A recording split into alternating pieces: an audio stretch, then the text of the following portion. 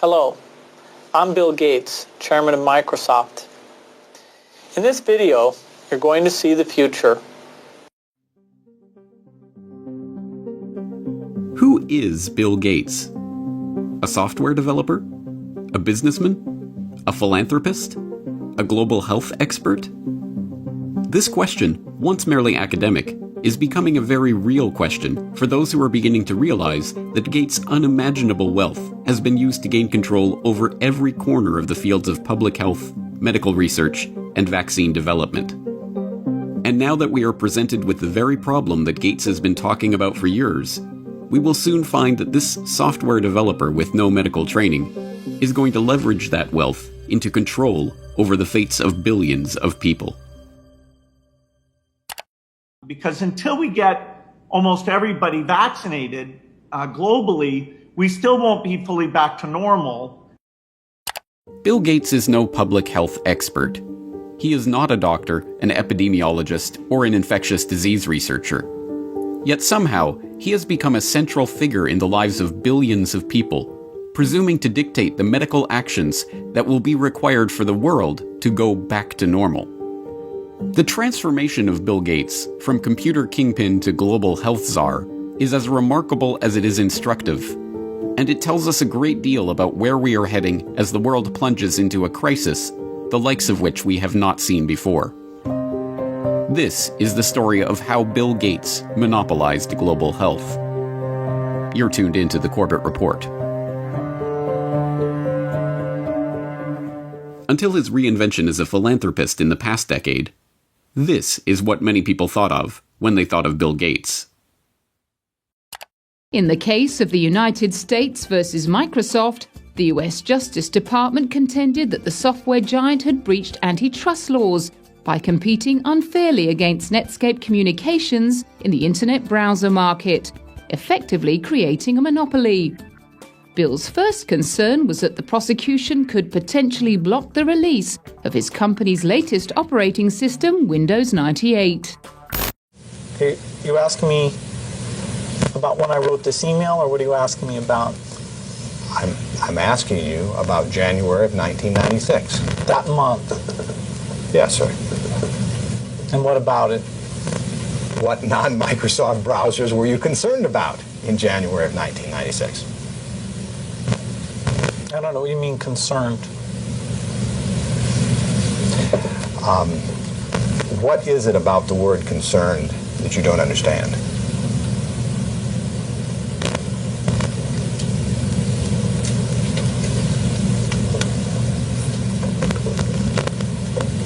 I'm not sure what you mean by it.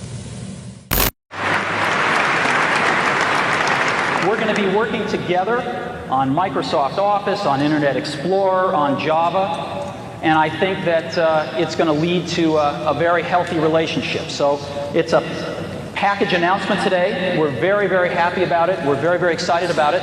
And I happen to have a special guest with me today via satellite downlink. And if we could get him up on the stage right now.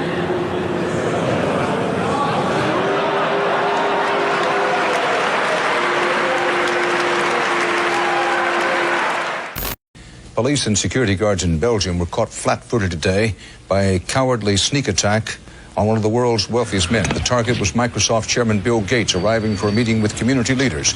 Watch what happens when a team of hitmen meet him first with a pie in the face.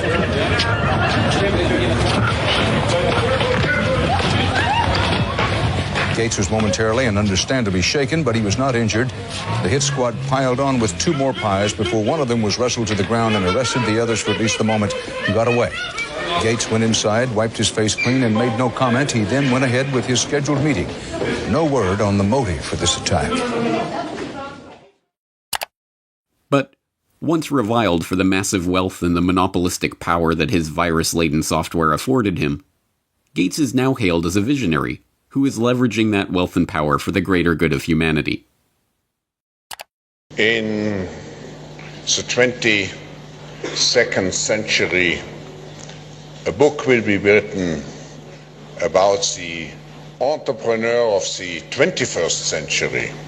I'm sure that the person who will foremost come to the mind of those historians is certainly Bill Gates. I don't think it's hyperbole to say that Bill Gates is singularly, I would argue, the most consequential individual of our generation. I mean that. Our next guest is one of the richest and most generous men in the world. Please welcome Bill Gates. At a time when everyone is looking to understand the scope of the pandemic and how to minimize the threat, one of the best informed voices is that of businessman and philanthropist Bill Gates. The process by which this reinvention of Gates's public image took place is not mysterious. It's the same process by which every billionaire has revived their public image since John D. Rockefeller hired Ivy Ledbetter Lee to transform him from the head of the Standard Oil Hydra into the kind old man handing out dimes to strangers. Don't you give a dime, Mr. Rockefeller?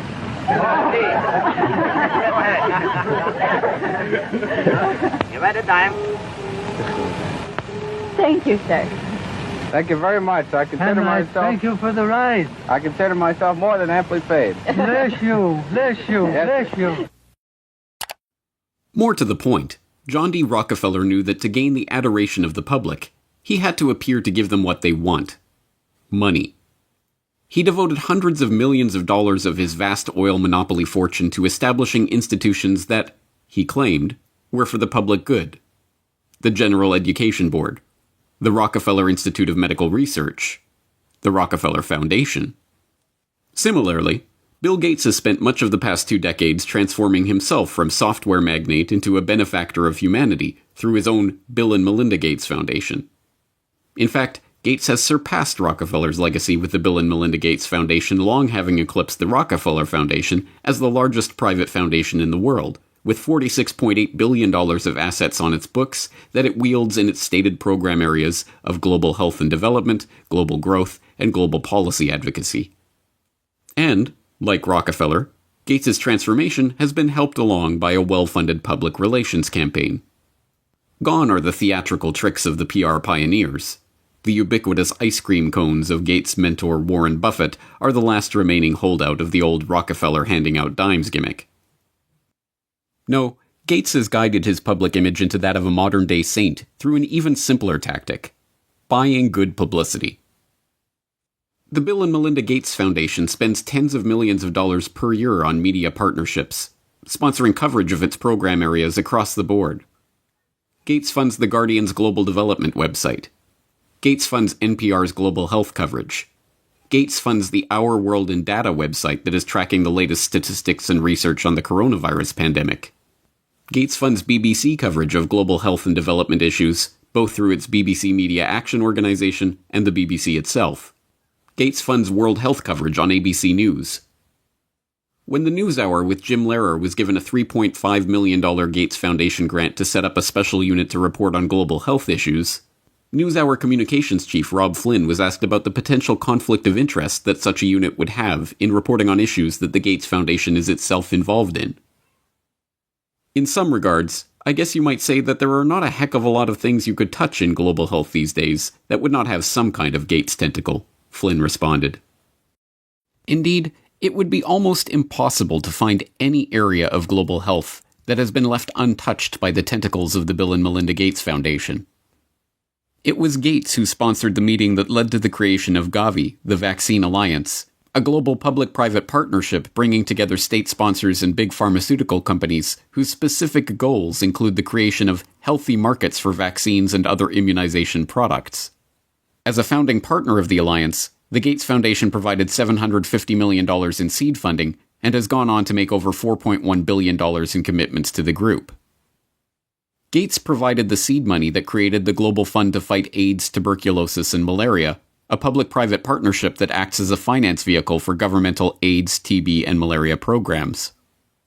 When a public-private partnership of governments, world health bodies, and 13 leading pharmaceutical companies came together in 2012 to accelerate progress toward eliminating or controlling 10 neglected tropical diseases, there was the Gates Foundation, with $363 million of support.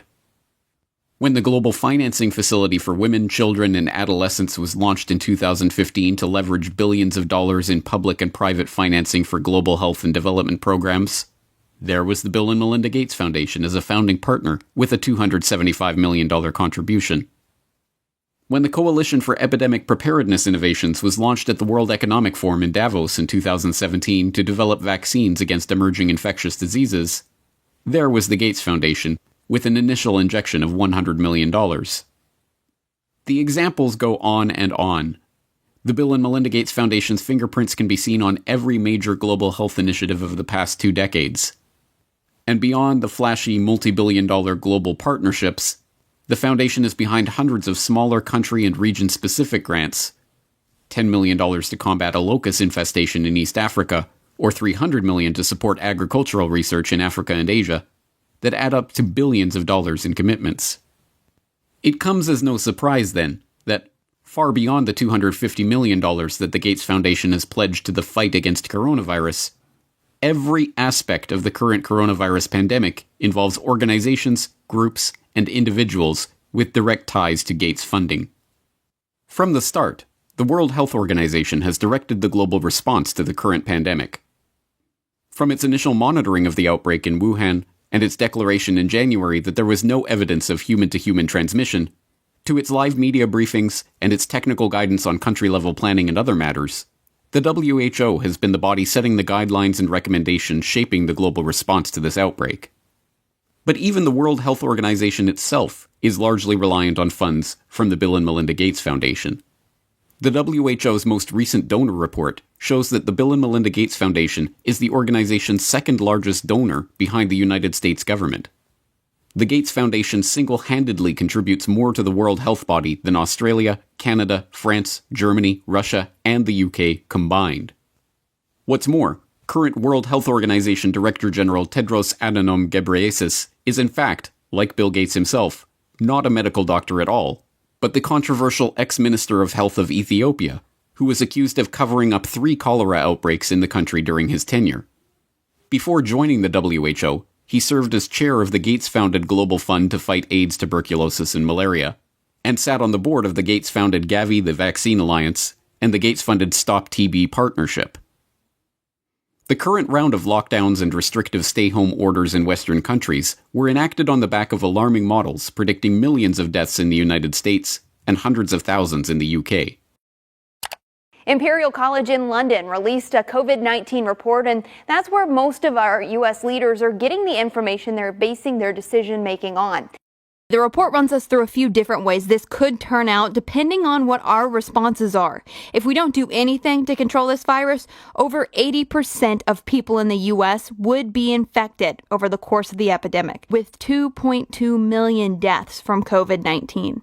That 2.2 million deaths also doesn't account for the potential negative effects of health systems being overwhelmed. From this evening, I must give the British people a very simple instruction. You must stay at home. Enough is enough. Go home and stay home. A statewide order for people to stay at home. The work of 2 research groups was crucial in shaping the decisions of the UK and US governments to implement wide-ranging lockdowns, and, in turn, governments around the world. The first group, the Imperial College COVID-19 Research Team, issued a report on March 16th that predicted up to 500,000 deaths in the UK and 2.2 million deaths in the US unless strict government measures were put in place.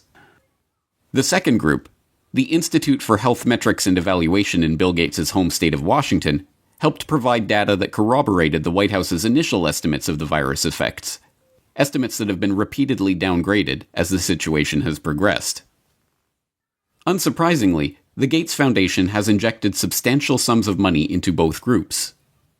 This year alone, the Gates Foundation has already given $79 million to Imperial College, and in 2017, the foundation announced a $279 million investment into the IHME to expand its work collecting health data and creating models.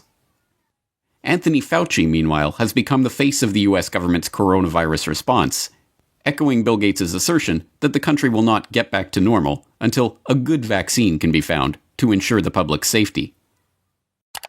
If you want to get to pre-coronavirus, that might not ever happen in the sense of the fact that the threat is there. But I believe with the therapies that will be coming online and with the fact that I feel confident that over a period of time we will get a good vaccine, that we will never have to get back to where we are right back now.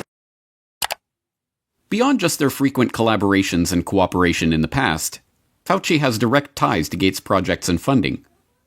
In 2010, he was appointed to the Leadership Council of the Gates-founded Decade of Vaccines project to implement a global vaccine action plan, a project to which Gates committed $10 billion of funding. And in October of last year, just as the current pandemic was beginning, the Gates Foundation announced a $100 million contribution to the National Institute of Health to help, among other programs, Fauci's National Institute of Allergy and Infectious Diseases research into HIV.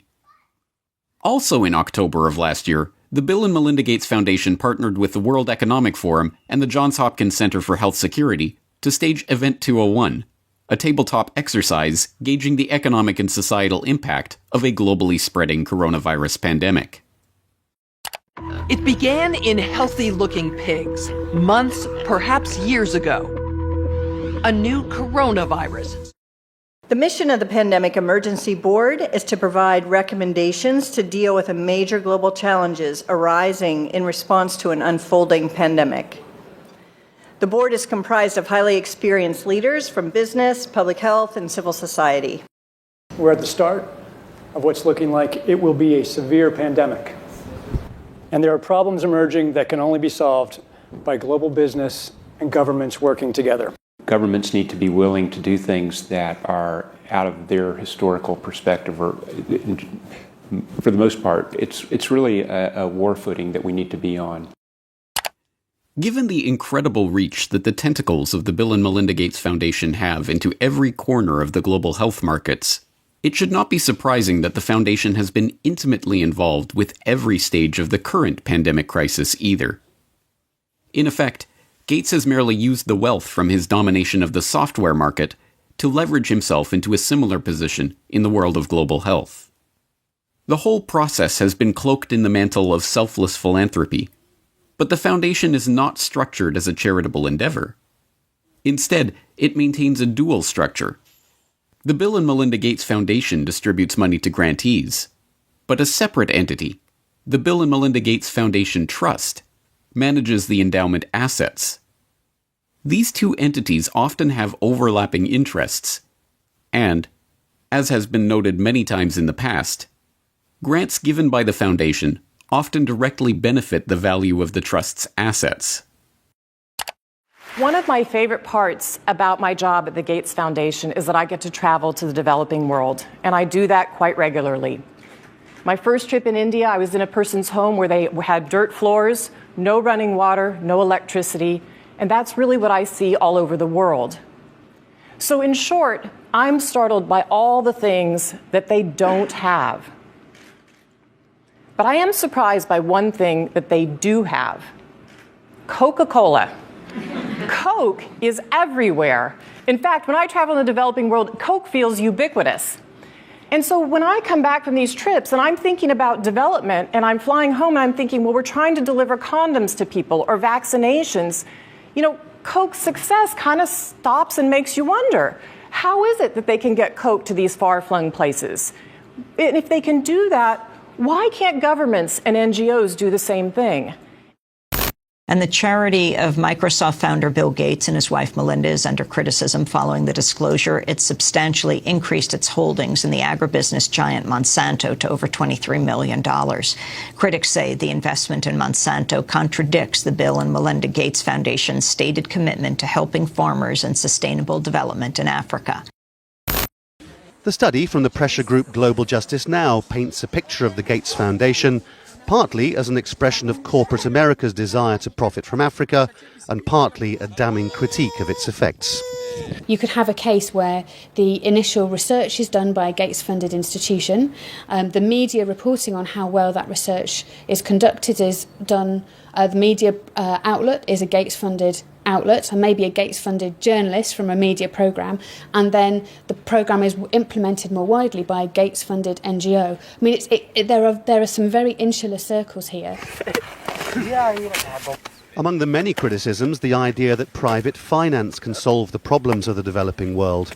Should poor farmers be trapped into debt by having to use chemicals or fertilizers underwritten by offshoots of the foundation? This is no mere theoretical conflict of interest. Gates is held up as a hero for donating $35.8 billion worth of his Microsoft stock to the foundation. But during the course of his decade of vaccines, Gates' net worth has actually doubled, from $54 billion to $103.1 billion. The Rockefeller story provides an instructive template for this vision of tycoon-turned-philanthropist. When Rockefeller faced a public backlash, he helped spearhead the creation of a system of private foundations that connected in with his business interests. Leveraging his unprecedented oil monopoly fortune into unprecedented control over wide swaths of public life, Rockefeller was able to kill two birds with one stone, molding society in his family's own interests, even as he became a beloved figure in the public imagination. Similarly, Bill Gates has leveraged his software empire into a global health, development, and education empire, steering the course of investment and research and ensuring healthy markets for vaccines and other immunization products. And, like Rockefeller, Gates has been transformed from the feared and reviled head of a formidable hydra into a kindly old man, generously giving his wealth back to the public. But not everyone has been taken in by this PR trick. Even The Lancet observed this worrying transformation from software monopolist to health monopolist back in 2009, when the extent of this Gates-led monopoly was becoming apparent to all. The first guiding principle of the Bill and Melinda Gates Foundation is that it is driven by the interests and passions of the Gates family. An annual letter from Bill Gates summarizes those passions, referring to newspaper articles, books, and chance events that have shaped the Foundation's strategy. For such a large and influential investor in global health, is such a whimsical governance principle good enough? This brings us back to the question, who is Bill Gates? What are his driving interests? What motivates his decisions? These are not academic questions. Gates' decisions have controlled the flows of billions of dollars, formed international partnerships pursuing wide-ranging agendas, ensured the creation of healthy markets for big pharma vaccine manufacturers. And now, as we are seeing, his decisions are shaping the entire global response to the coronavirus pandemic. $10 billion. I mean, just speak about the magnitude of that. That is by far the biggest commitment of the foundation, isn't it, Bill? I mean, this is by far the largest. That's right. We've been spending a lot on vaccines. With this commitment, over 8 million additional lives will be saved. So it's one of the most effective ways that health in the poorest countries can be dramatically improved. In January of 2010, Bill and Melinda Gates used the World Economic Forum at Davos to announce a staggering $10 billion commitment to research and develop vaccines for the world's poorest countries, kicking off what he called a decade of vaccines. Today we're announcing a commitment over this next decade, which we think of as a decade of vaccines having incredible impact. We're announcing that we'll spend over $10 billion on vaccines. Hailed by the Gates-funded media. For the record, the Bill and Melinda Gates Foundation is a NewsHour underwriter. And applauded by the pharmaceutical companies who stood to reap the benefits of that largesse. The record-setting commitment made waves in the international community, helping to underwrite a global vaccine action plan coordinated by the Gates-funded World Health Organization. But contrary to the Gates' own PR spin that this $10 billion pledge was an unalloyed good and would save 8 million lives, the truth is that this attempt to reorient the global health economy was part of a much bigger agenda. An agenda that would ultimately lead to greater profits for big pharma companies, greater control for the Gates Foundation over the field of global health, and greater power for Bill Gates to shape the course of the future for billions of people around the planet. This is Bill Gates' plan to vaccinate the world. You're tuned into the Corbett Report. Given Gates' pledge to make this a decade of vaccines, It should come as no surprise that, since the dawn of this coronavirus crisis, he has been adamant that the world will not go back to normal until a vaccine has been developed. But we're going to have this intermediate period of opening up, and it won't be normal until we get an amazing vaccine to the entire world.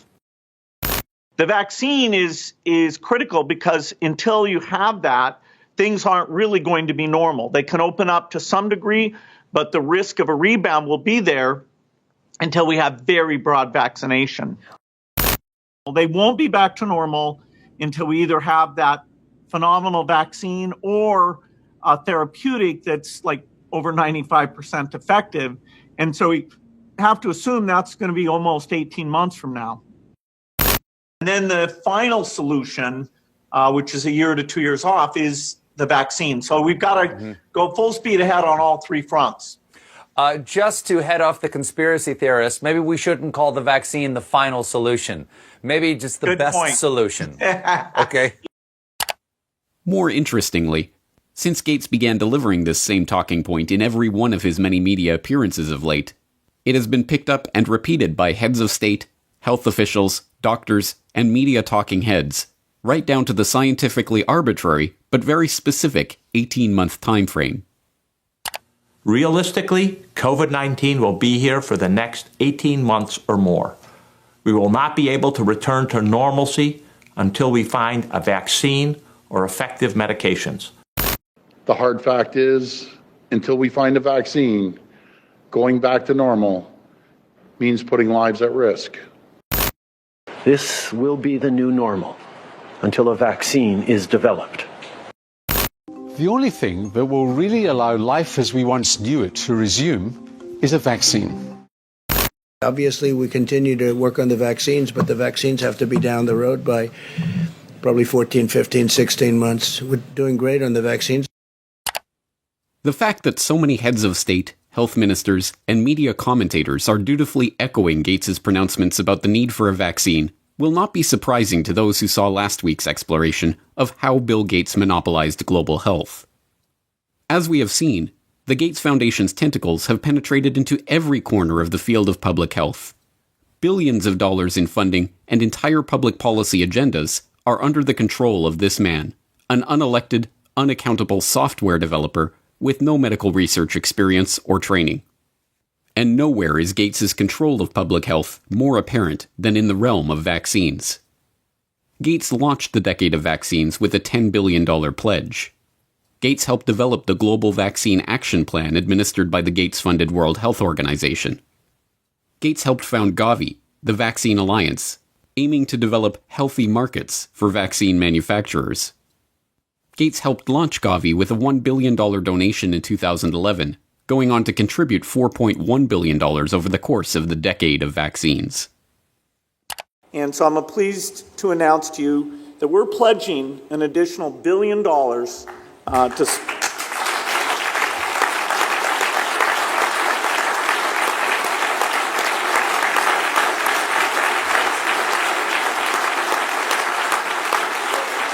Thank you.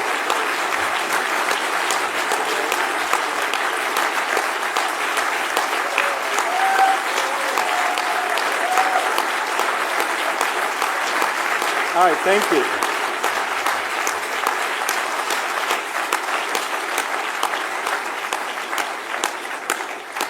It's not every day we give away $1 billion. One of the Gates Foundation's core funding areas is vaccine development and surveillance, which has resulted in the channeling of billions of dollars into vaccine development, a seat at the table to develop vaccination campaigns in countries around the globe, and the opportunity to shape public thinking about Bill Gates's pet project of the past 5 years, preparing rapid development and deployment of vaccines in the event of a globally spreading pandemic. If anything kills over 10 million people in the next few decades, it's most likely to be a highly infectious virus. Whether it occurs by the quirk of nature or at the hand of a terrorist, epidemiologists show through their models that a respiratory spread pathogen would kill more than 30 million people in less than a year. And there is a reasonable probability of that taking place in the years ahead. Many high-profile personalities have been gathering at this year's World Economic Forum in Davos, which aims to discuss and deal with the globe's most pressing issues. Amongst them is the Microsoft founder Bill Gates. His foundation is investing millions in the Coalition for Epidemic Preparedness Innovations to help combat infectious diseases. Here's some of what he had to say about his push to develop new vaccines. Unfortunately, it takes many years to do a completely new vaccine. The design, the safety reviews, costs, the manufacturing, all those things mean that an epidemic can be very widespread before that tool would come along. And so after Ebola, the global health community talked a lot about this, including a new type of vaccine platform called DNA-RNA that should speed things along. And so this Coalition for Epidemic Preparedness Initiative, CEPI, is 3 countries, Japan, Norway, Germany, and 2 foundations. Wellcome Trust, who we work with on a lot of things, and our foundation, Gates Foundation, coming together to fund actually trying to use that platform and make some vaccines, and so that would help us in the future. We know vaccines can protect us. We just need to be better prepared. So let's come together. Let's research and invest. Let's save lives. Let's outsmart epidemics.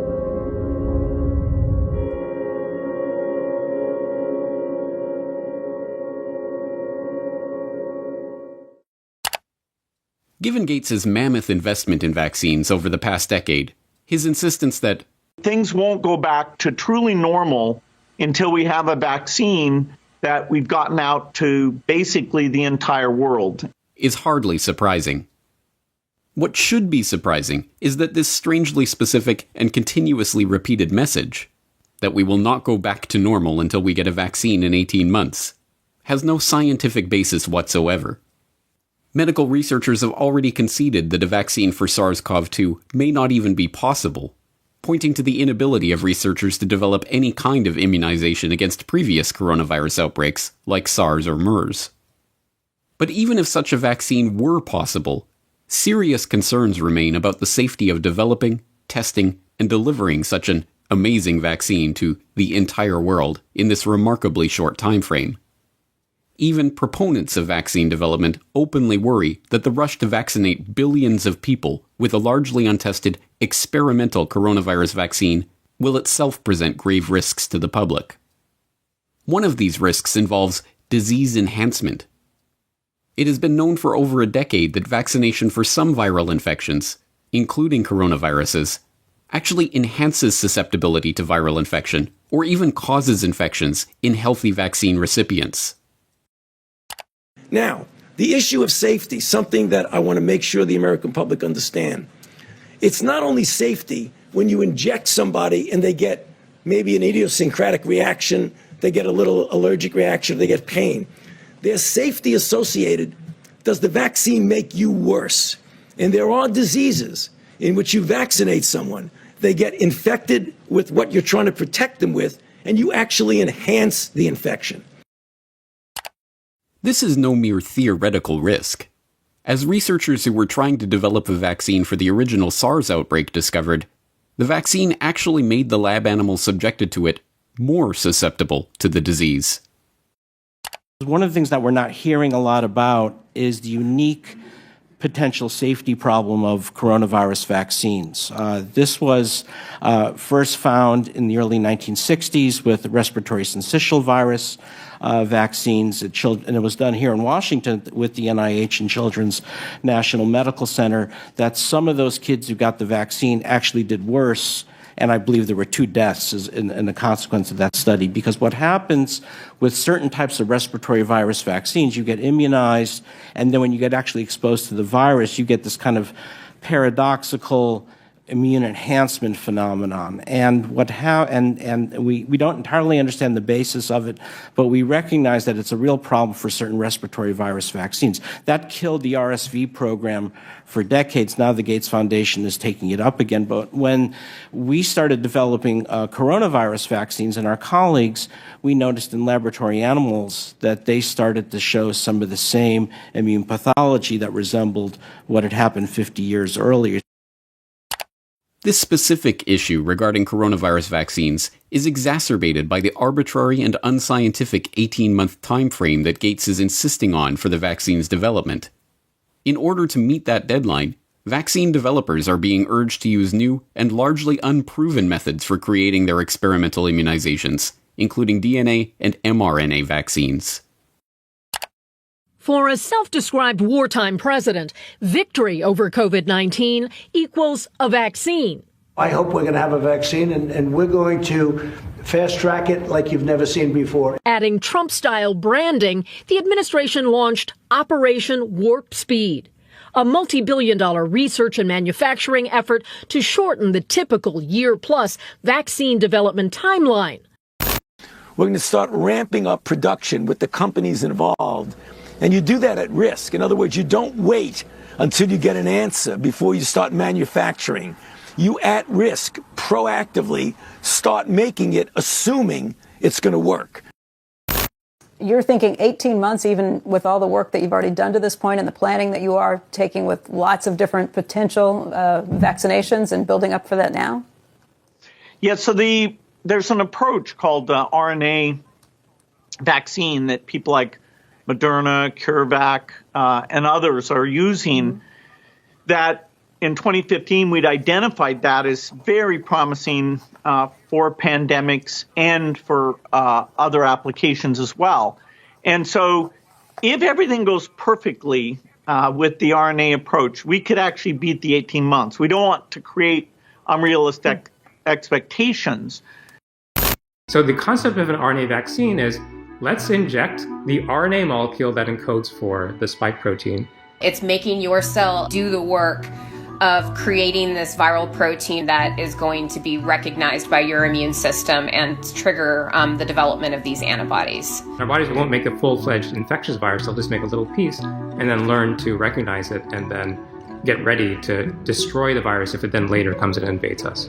It's a relatively new, unproven technology, and there's still no example of an RNA vaccine that's been deployed worldwide in the way that we need for the coronavirus. There's the possibility for unforeseen adverse effects. So this is all new territory. Whether it would elicit protective immune response against this virus is just unknown right now. Rushing at warp speed to develop a new vaccine using experimental technology, and then mass-producing and delivering billions of doses to be injected into basically the entire world before adequate testing is even done, amounts to one of the most dangerous experiments in the history of the world, one that could alter the lives of untold numbers of people.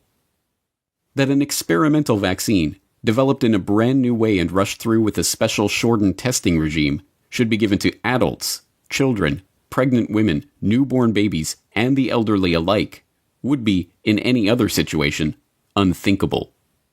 To suggest that such a vaccine should be given to the entire planet would have been called lunacy mere months ago. But now the public is being asked to accept this premise without question. Even Gates himself acknowledges the inherent risks of such a project. But his concern is not for the lives that will be irrevocably altered in the event that the vaccines cause damage to the population. Instead, he is more concerned that the pharmaceutical companies and the researchers are given legal immunity for any such damage.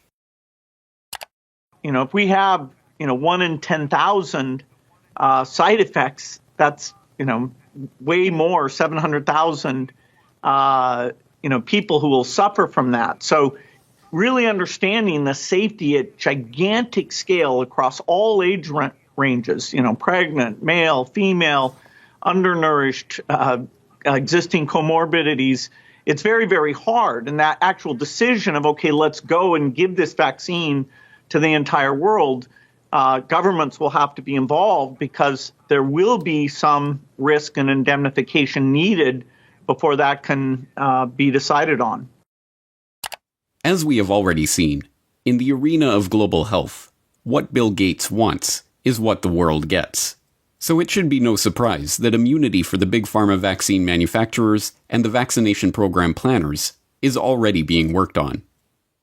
In the US, the Department of Health and Human Services issued a declaration that retroactively provides liability immunity for activities related to medical countermeasures against COVID-19, including manufacturers, distributors, and program planners of any vaccine used to treat, diagnose, cure, prevent, or mitigate COVID-19.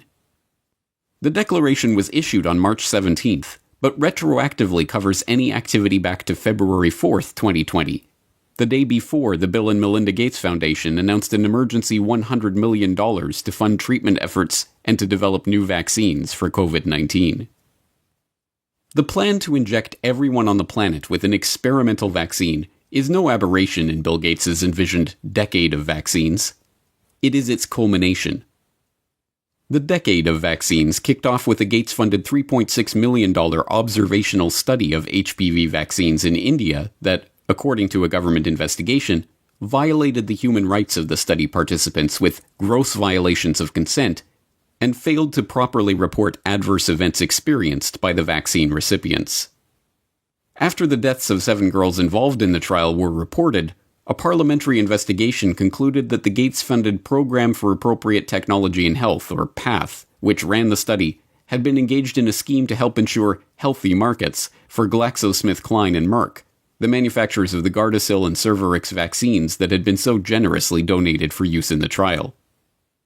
Had PATH been successful in getting the HPV vaccine included in the universal immunization program of the concerned countries, this would have generated windfall profit for the manufacturers by way of automatic sale, year after year, without any promotional or marketing expenses. It is well known that once introduced into the immunization program, it becomes politically impossible to stop any vaccination. Chandra M. Gulhati, editor of the influential Monthly Index of Medical Specialties, remarked that it is shocking to see how an American organization used surreptitious methods to establish itself in India. And Samarin Nundi, editor emeritus of the National Medical Journal of India, lamented that this is an obvious case where Indians were being used as guinea pigs. Throughout the decade, India's concerns about the Bill and Melinda Gates Foundation and its corporate partners' influence on the country's national immunization programs grew.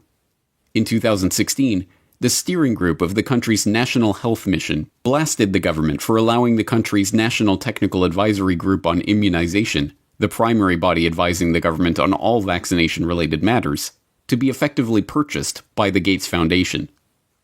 As one steering group member noted, the NTAGI Secretariat has been moved out of the government's health ministry to the Office of Public Health Foundation of India, and the 32 staff members in that secretariat draw their salaries from the Bill and Melinda Gates Foundation. There is a clear conflict of interest. On one hand, the BMGF funds the secretariat that is the highest decision-making body in vaccines, and, on the other, it partners with the pharma industry in Gavi. This is unacceptable. In 2017, the government responded by cutting all financial ties between the advisory group and the Gates Foundation. Similar stories play out across the Gates Foundation's decade of vaccines.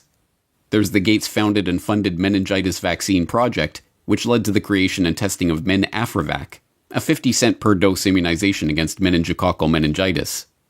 The test led to reports of between 40 and 500 children suffering seizures and convulsions and eventually becoming paralyzed.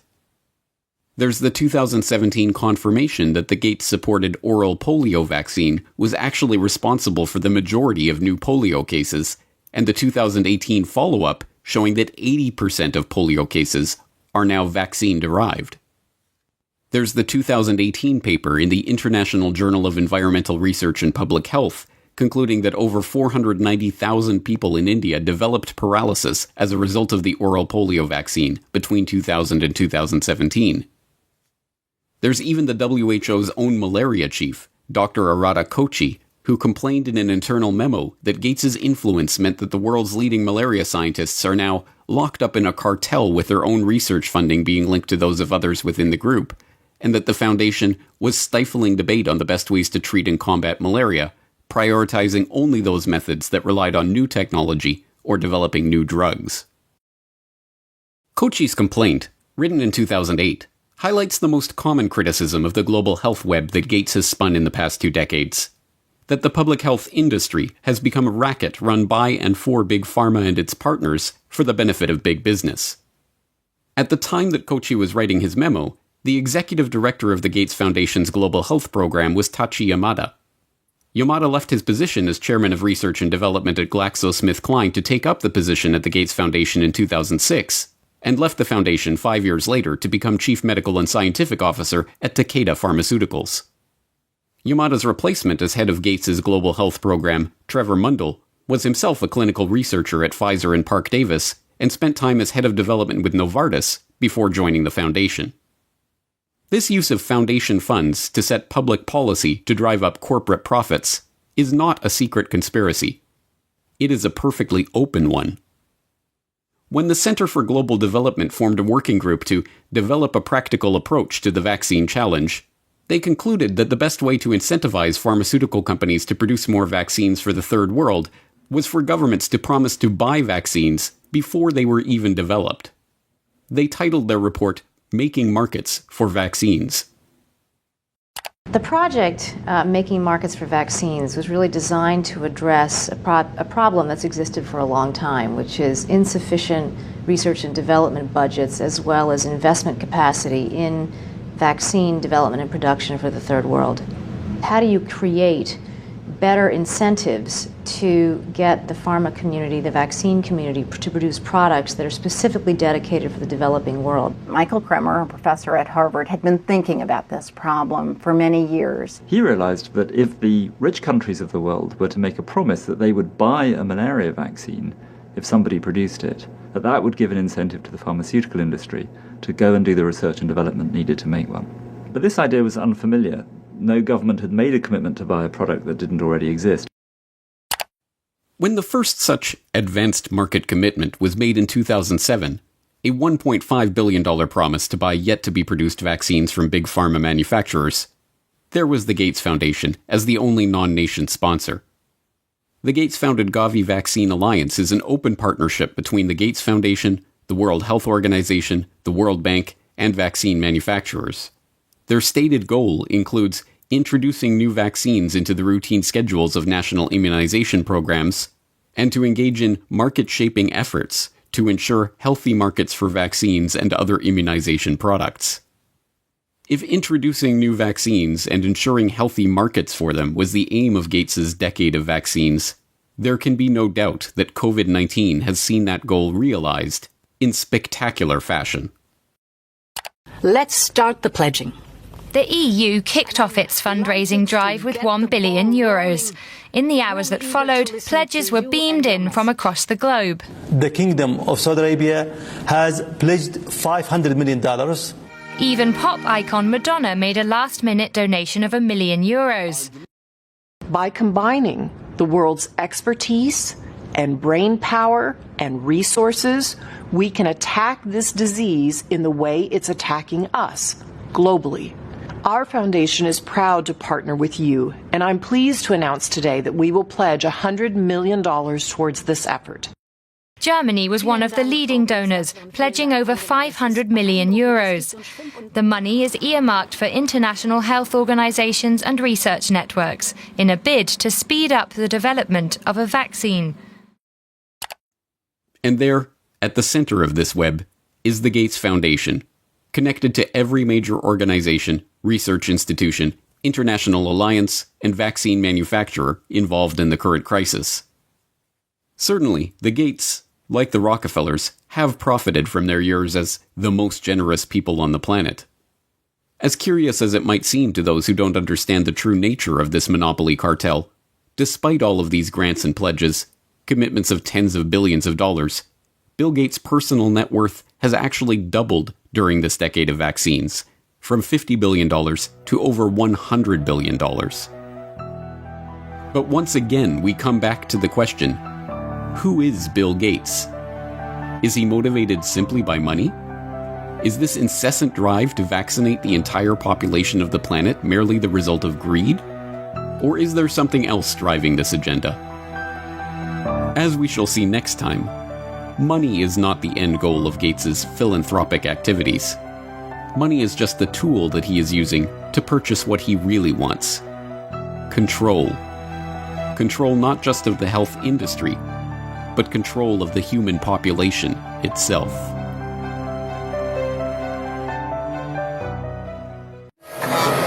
Hello, everyone. Mr. B! What's your secret mission about?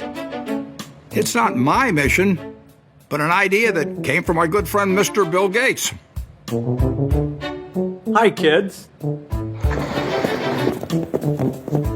The real, actual, in-person Bill... Bill? He's trying to say that we're big fans, Mr. Gates. It's a strange fact that Bill Gates' hagiographers, PR hacks employed more often than not by large corporations that receive funding from the Bill and Melinda Gates Foundation, consistently depict this drab software developer as a cartoon superhero, using his superpower of being very rich to help save the planet.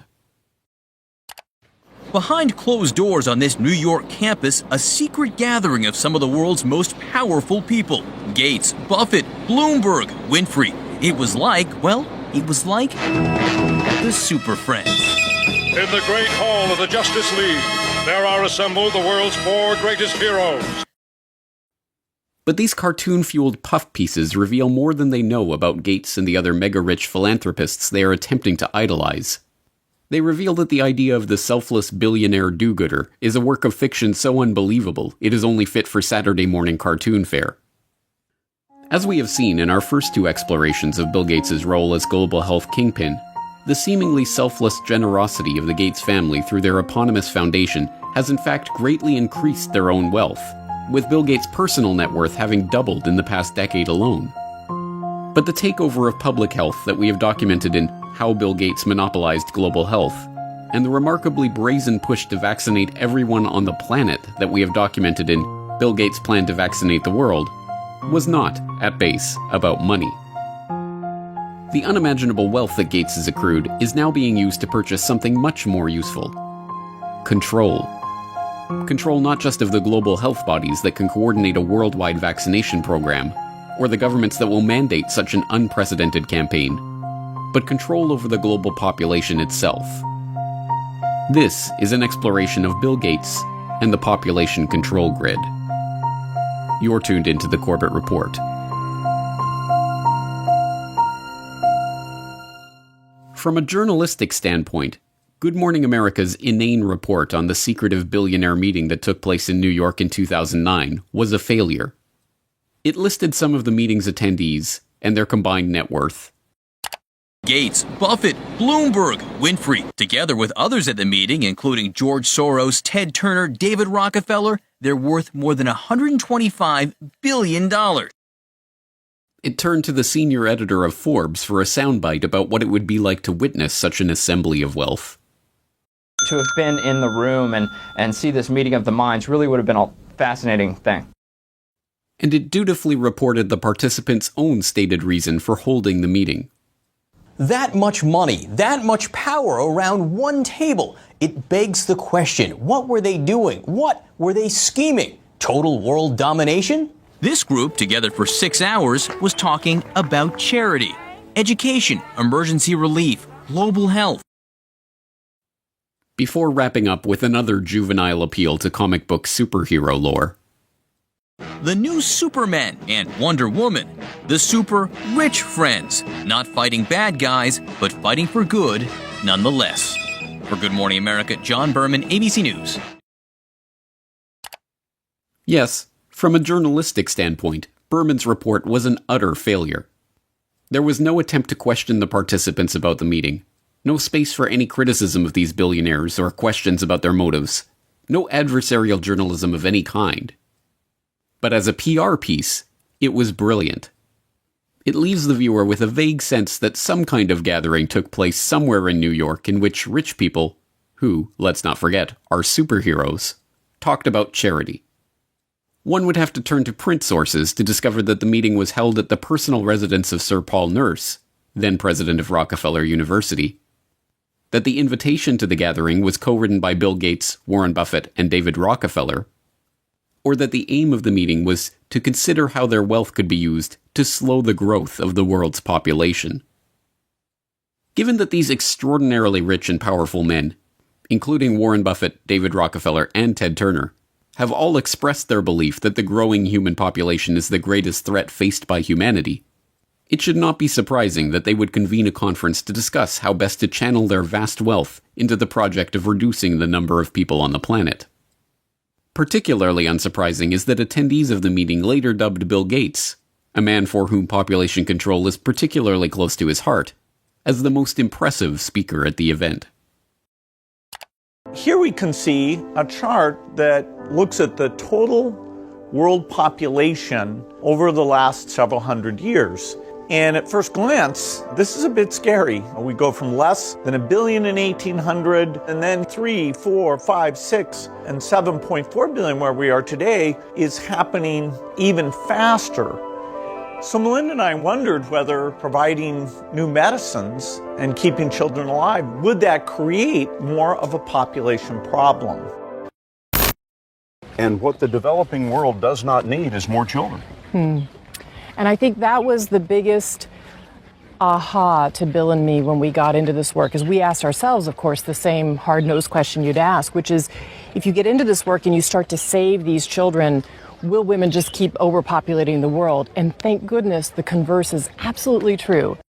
This is a very important question to get right, because it was absolutely key for me. When our foundation first started up, it was focused on reproductive health. That was the main thing we did, because I thought, population growth in poor countries is the biggest problem they face. You've got to help mothers who want to limit family size have the tools and education to do that. And I thought that's the only thing that really counts.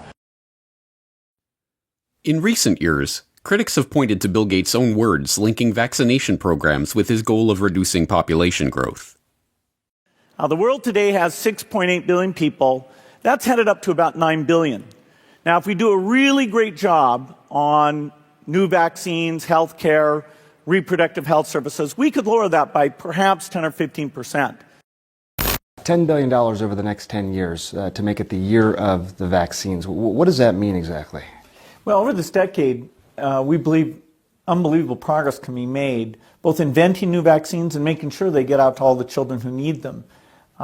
We could cut the number of children who die every year from about 9 million to half of that if we have success on it. And the benefits there in terms of reducing sickness, reducing the population growth, it really allows the society a chance to take care of itself once you've made that intervention.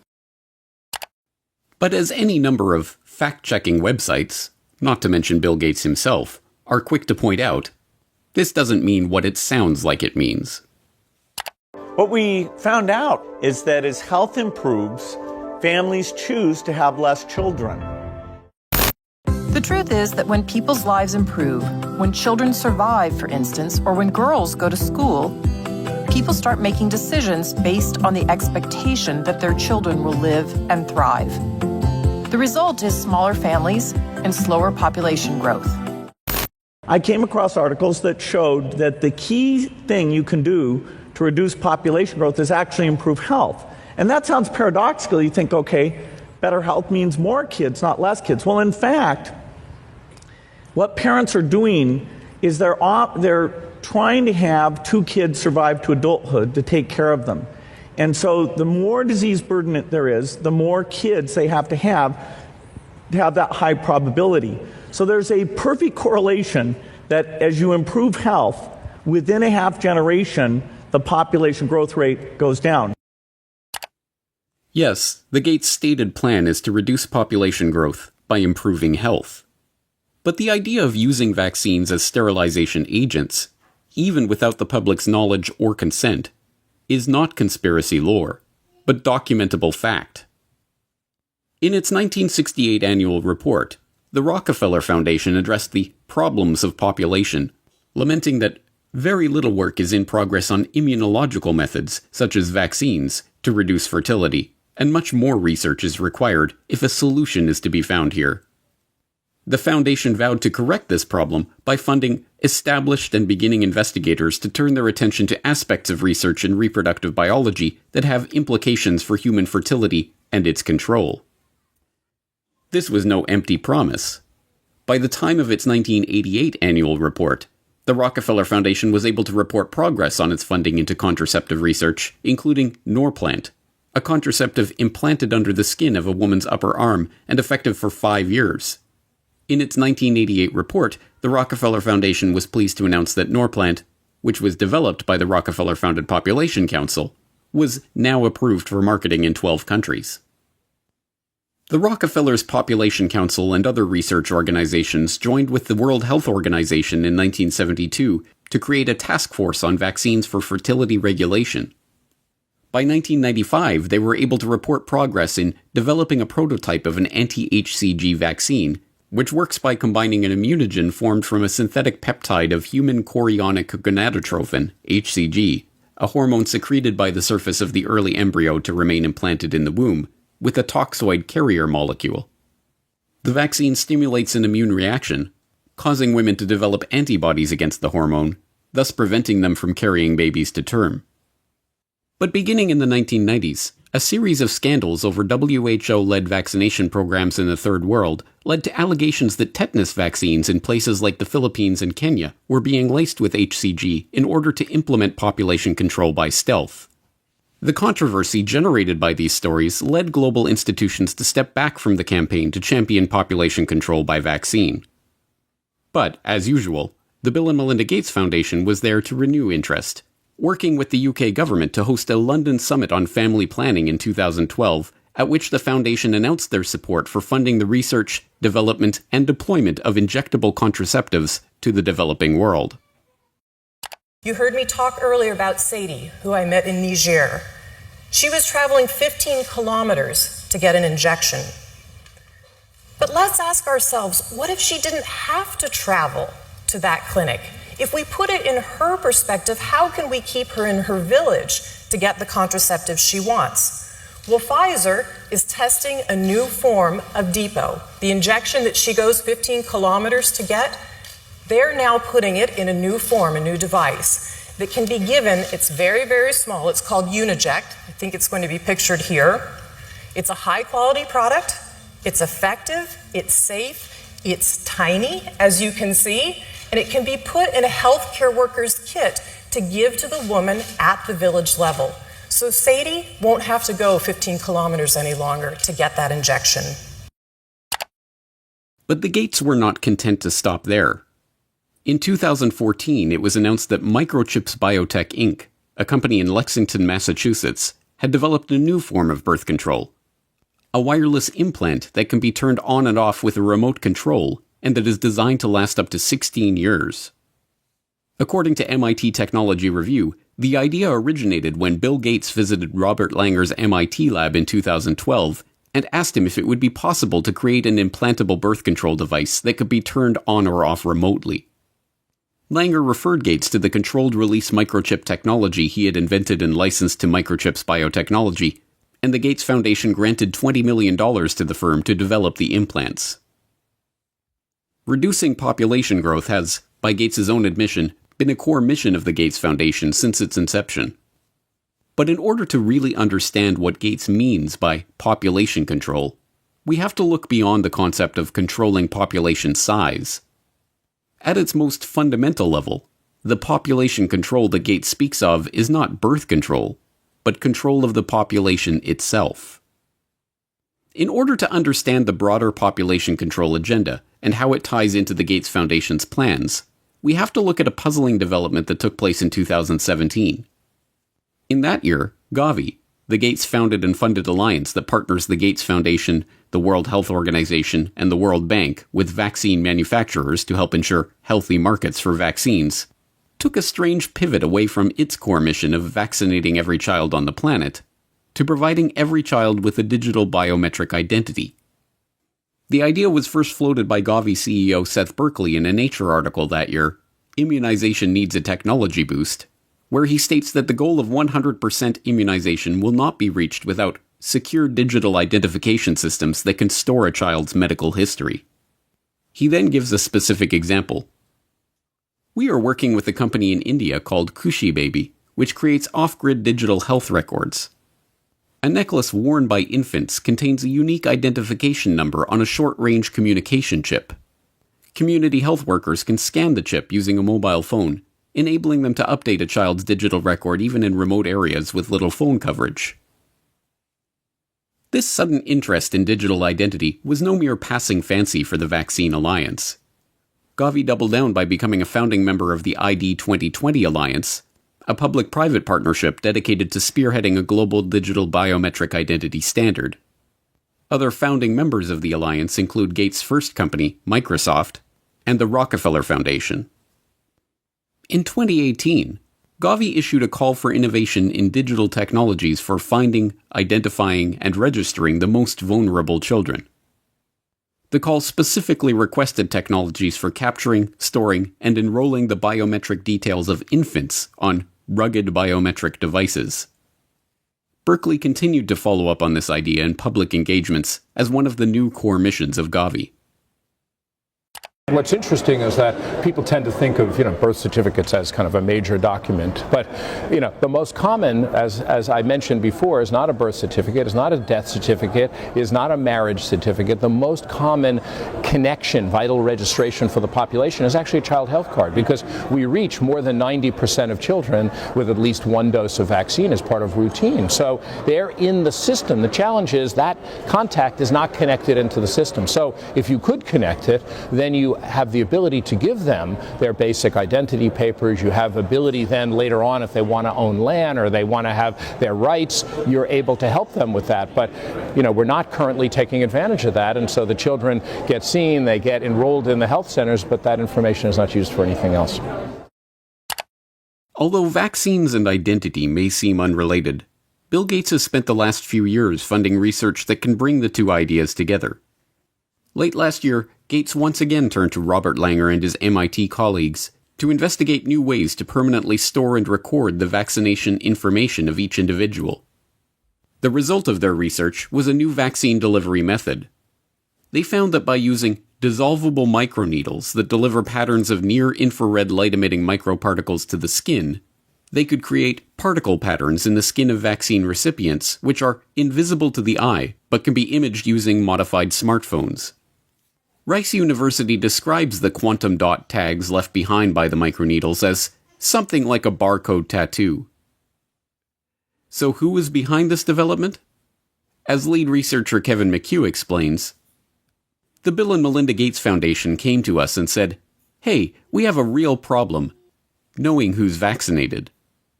So our idea was to put the record on the person. This way, later on, people can scan over the area to see what vaccines have been administered and give only the ones still needed. The microparticles that form the fluorescent quantum dot tags are delivered along with the vaccine, but they cannot be delivered by a traditional syringe. Instead, they must be delivered by a patch of microneedles made from a mixture of dissolvable sugar and a polymer called PVA, as well as the quantum dot dye in the vaccine.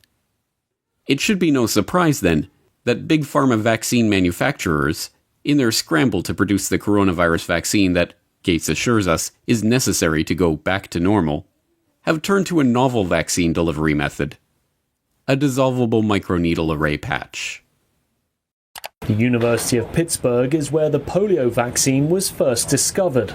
At the medical center, researchers are now developing a vaccine that is delivered using a dissolvable patch called a microneedle array. Think about them as almost like a Band-Aid. And so the microneedle array is simply applied to the skin topically, pressed into place very shortly, and then taken off and thrown away.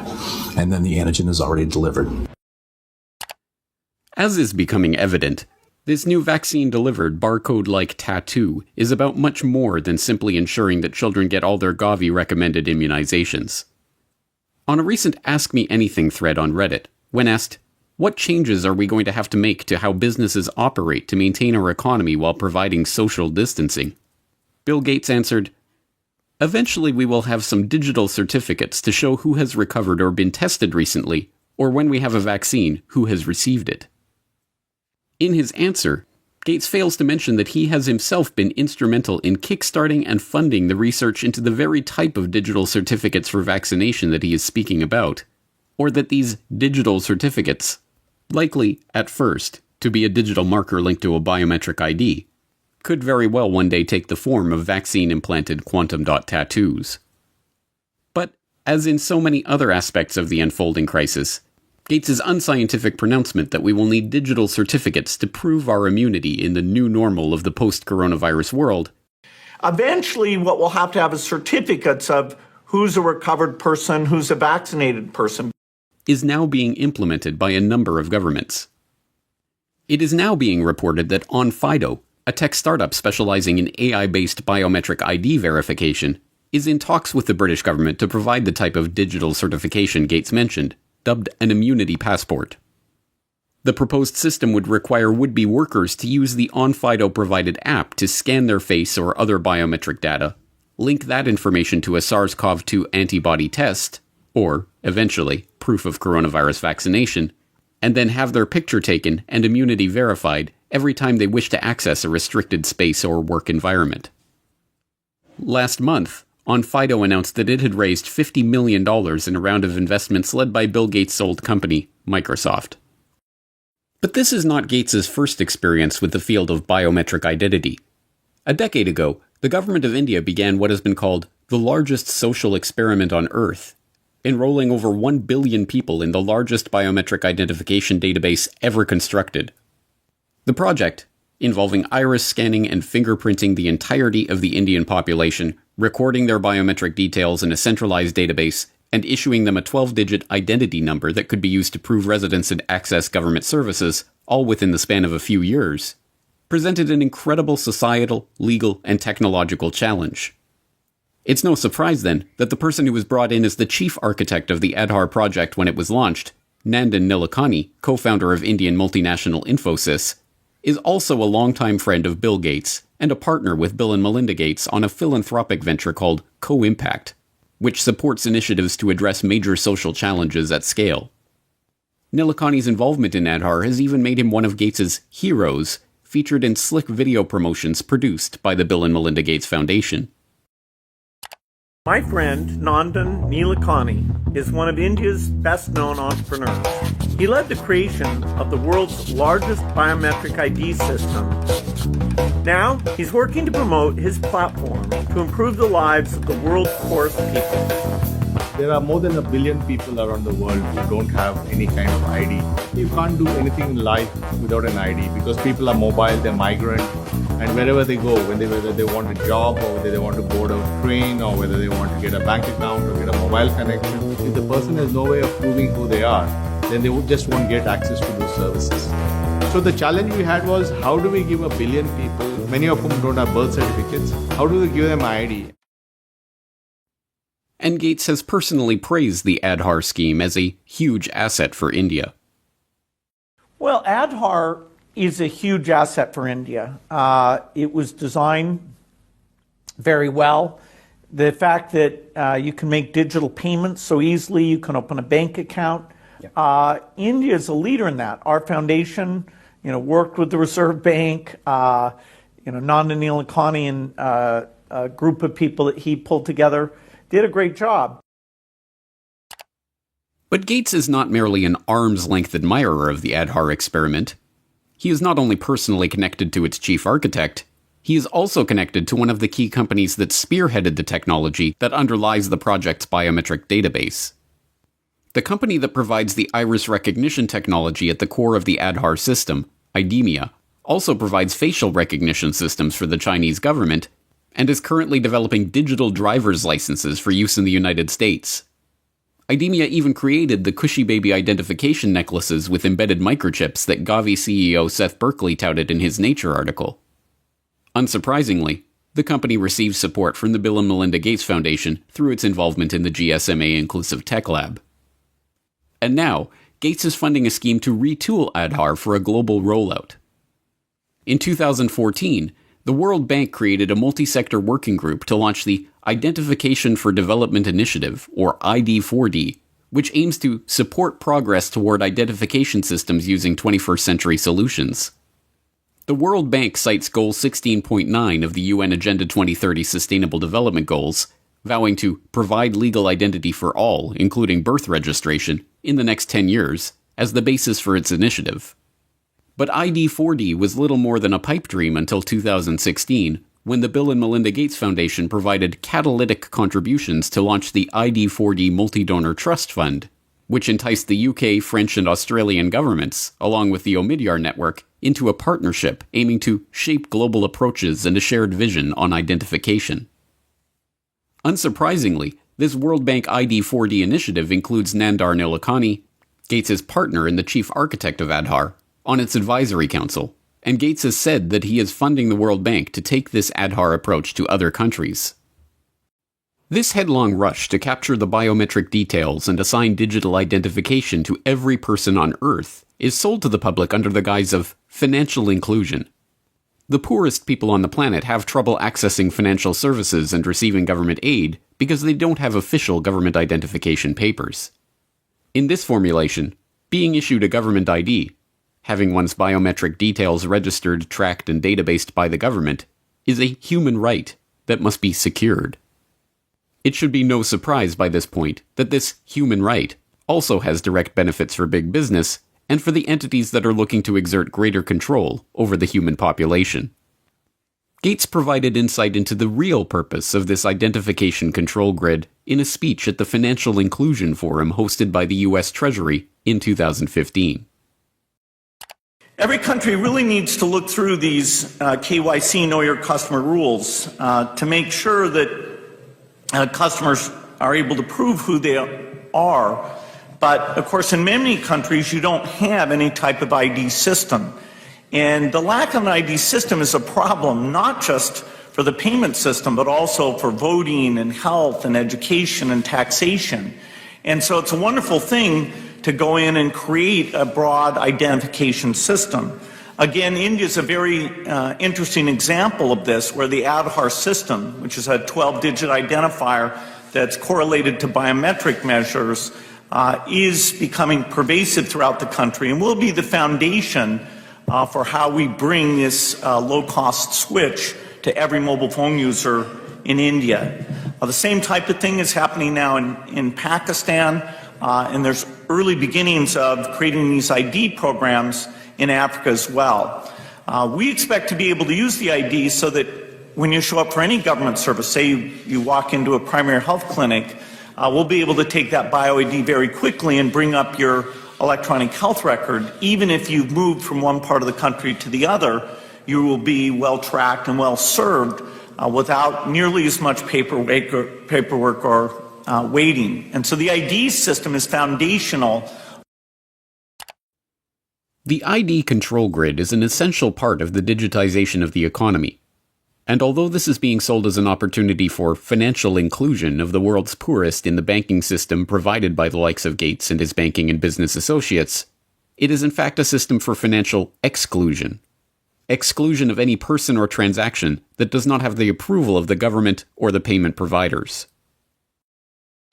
Once financial flows go underground, where you have lots of legitimate transactions mixed in with the ones you want to track, and once they're going over a digital system that the U.S. has no connection to, it's far more difficult to find the transactions that you want to be aware of or that you want to block.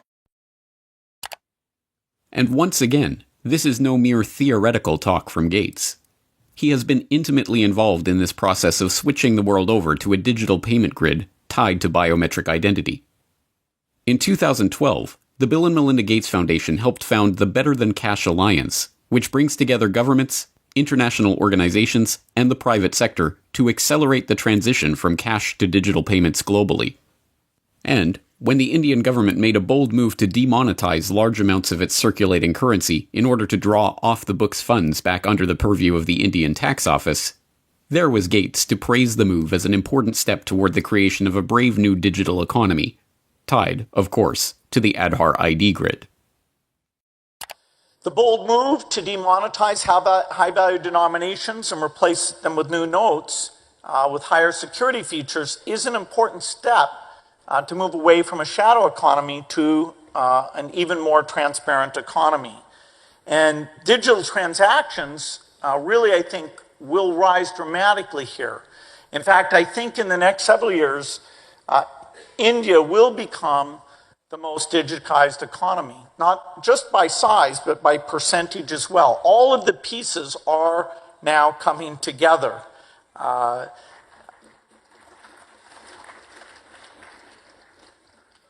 One piece of this that we've enjoyed consulting with the government on making sure it comes together in the right way is the pending rollout of payment banks. This, for the first time, really will mean that you have full currency capability on those digital phones.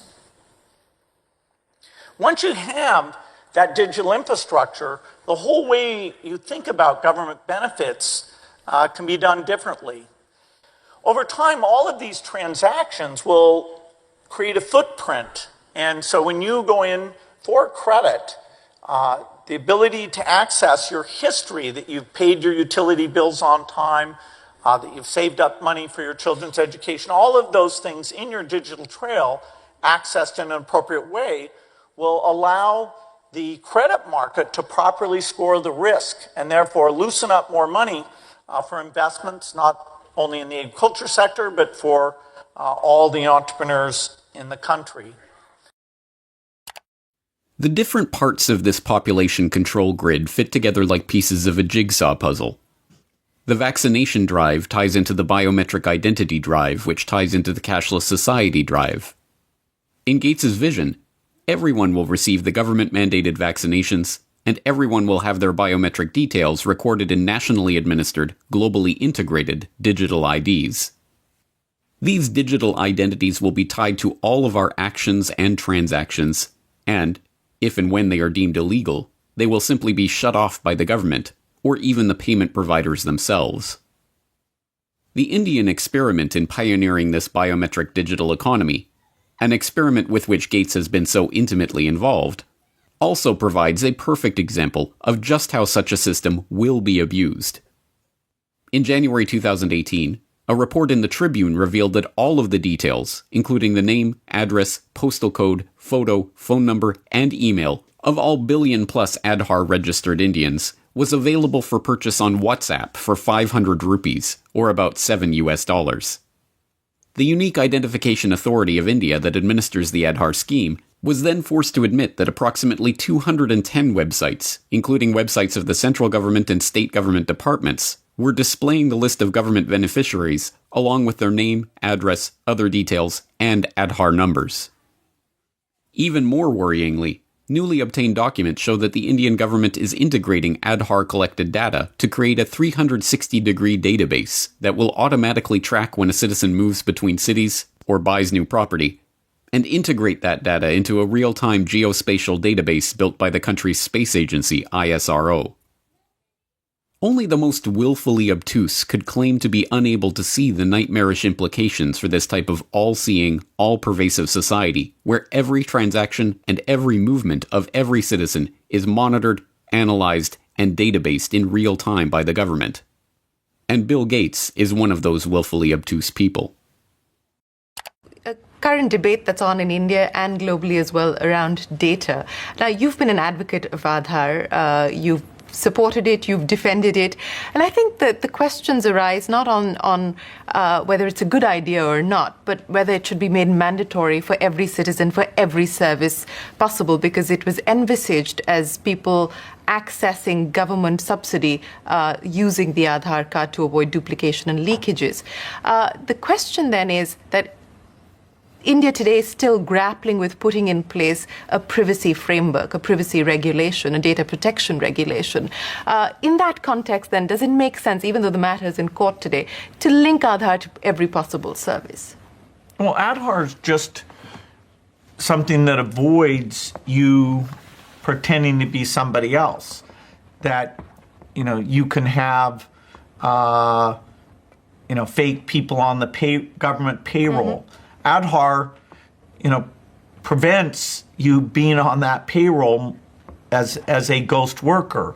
It prevents you from collecting things that you shouldn't collect or accessing a health record you shouldn't have access to. So the basic Aadhaar mechanism is an identity mechanism. And so it's too bad if somebody thinks that because Aadhaar is there, that in and of itself creates a privacy problem.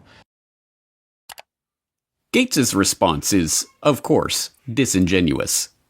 The very purpose of a globally integrated ID grid and cashless payment architecture is to remove privacy from our lives. It should be no surprise, then, that this man who is not concerned about the privacy implications of a global, real-time electronic ID and digital payments grid is also a prime investor in EarthNow LLC, a company promising to deploy a large constellation of advanced imaging satellites that will deliver real-time, continuous video of almost anywhere on Earth. No, this Gates-driven agenda is not about money.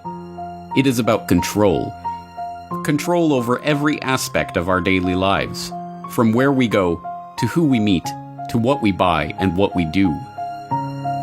The great irony is that this billionaire philanthropist, so often depicted as a cartoon superhero for his dazzling generosity, actually resembles nothing so much as a comic book supervillain, right down to the use of his vast wealth to sponsor Harvard University research into dimming the sun by spraying particles into the stratosphere.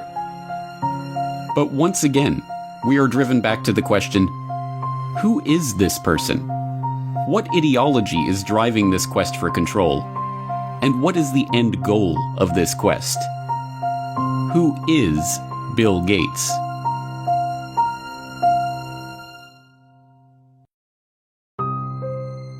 Computer whiz kid, talented software developer, shrewd businessman, benevolent philanthropist, global health expert.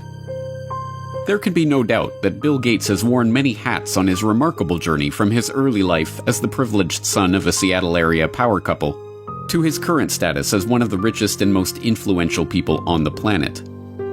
But as we have seen in our exploration of Gates's rise as unelected global health czar and population control advocate, the question of who Bill Gates really is no mere philosophical pursuit.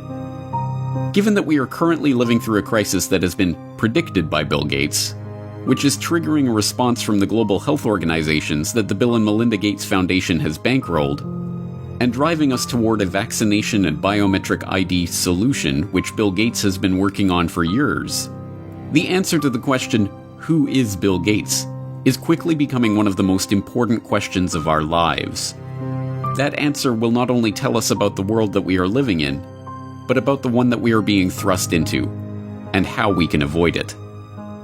Today we will attempt to answer that question as we examine the motives, the ideology, and the connections of this man who has been so instrumental in shaping the post-coronavirus world. Meet Bill Gates.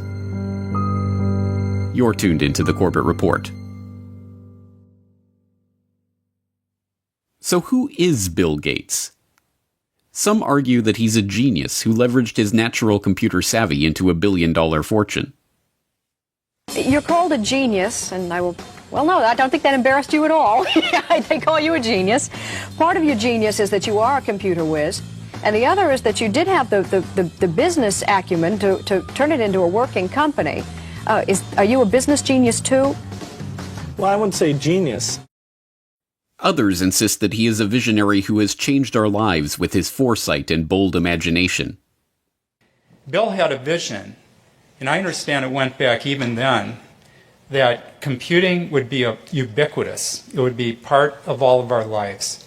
And indeed, as you all know, he executed on that vision, and the world today has changed so dramatically, in large part due to the work that Bill has done throughout the years.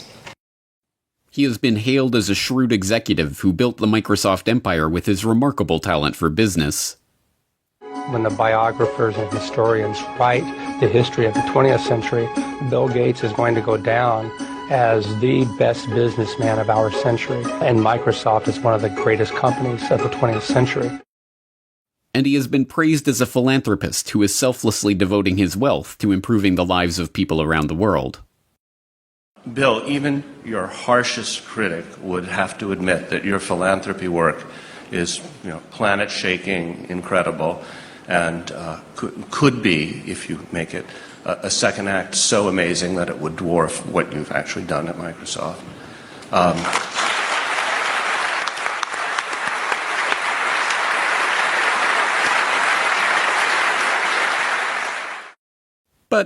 Like anyone of his status, he has his detractors.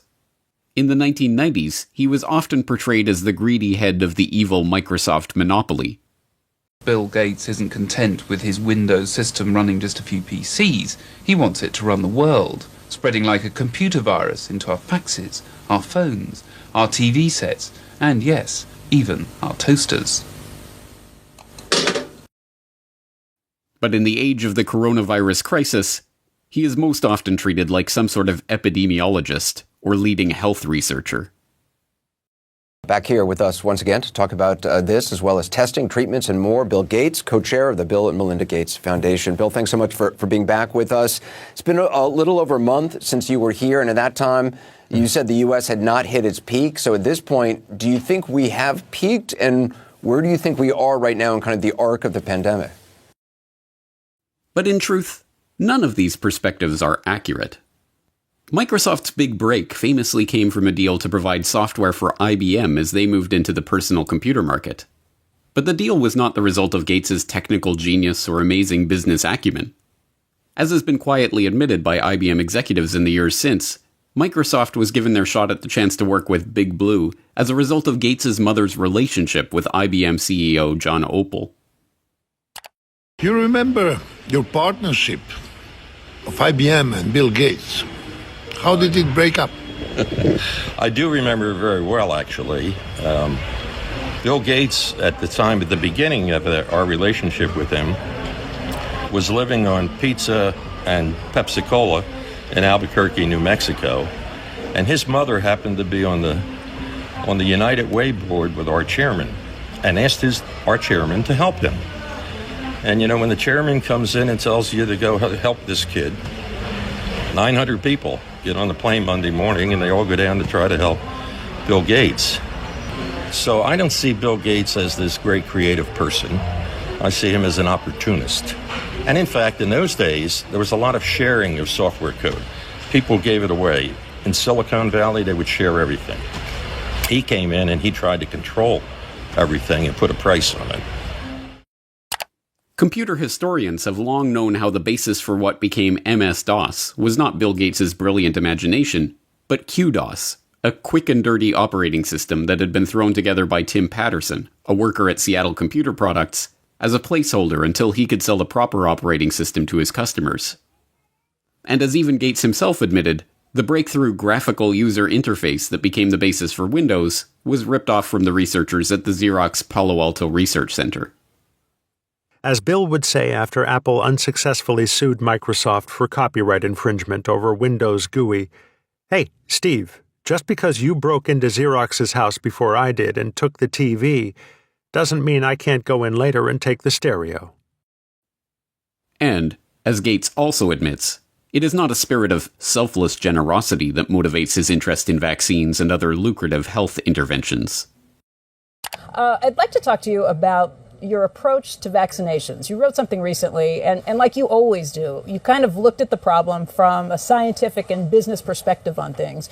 You've invested $10 billion in vaccinations over the last 2 decades, and you figured out the return on investment for that, and it kind of stunned me. Can you walk us through the math? You know, we see a phenomenal track record. It's been $100 billion overall that the world's put in.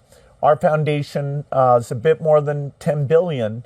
But we feel there's been over a 20-to-1 return. So if you just look at the economic benefits, that's a pretty strong number compared to anything else. As we have seen, Gates's philanthropic investment scheme has paid off well, with his $50 billion net worth having ballooned to over $100 billion after his decade of altruism in the vaccine market. As critics of his foundation have repeatedly pointed out, the 9 million people who die every year of hunger would be best served by securing food supplies, running water, and other basic necessities, not costly medical interventions for rare diseases. But there is no return on investment to be made from that kind of charity. No, this is not about charity. It is about control. The population control grid that Gates has been quietly funding into existence for the past decade, a biometric identification system tied to a digital payments infrastructure that will be used to track, catalog, and control every movement, every transaction, and every interaction of every citizen, is just now coming into view. But the real question is, why is he doing this? What drives a man like Bill Gates, a man rich beyond the wildest dreams of avarice, to spend his time and invest his fortune in schemes to control the population? To find the answer to that question, we have to examine Gates's family background. Bill Gates, it should not be surprising to learn, was born into money. His great-grandfather, J.W. Maxwell, was the president of National City Bank in Seattle. His grandfather, Willard, was also a banker, and his grandmother, Adele, a prominent Seattle civic leader. Bill Gates' mother, Mary Maxwell Gates, was a scion of the Maxwell banking family and, by all accounts, as hard-driving as her forebears. She served as a director of several companies, including First Interstate Bancorp and KIRO-TV of Seattle. She served as a regent at the University of Washington, and she was appointed to the board of the United Way of America, where, as we have seen, she persuaded IBM CEO John Opel to help her son in his fledgling software development career. Bill's father, William H. Gates Sr., was a prominent Seattle area lawyer.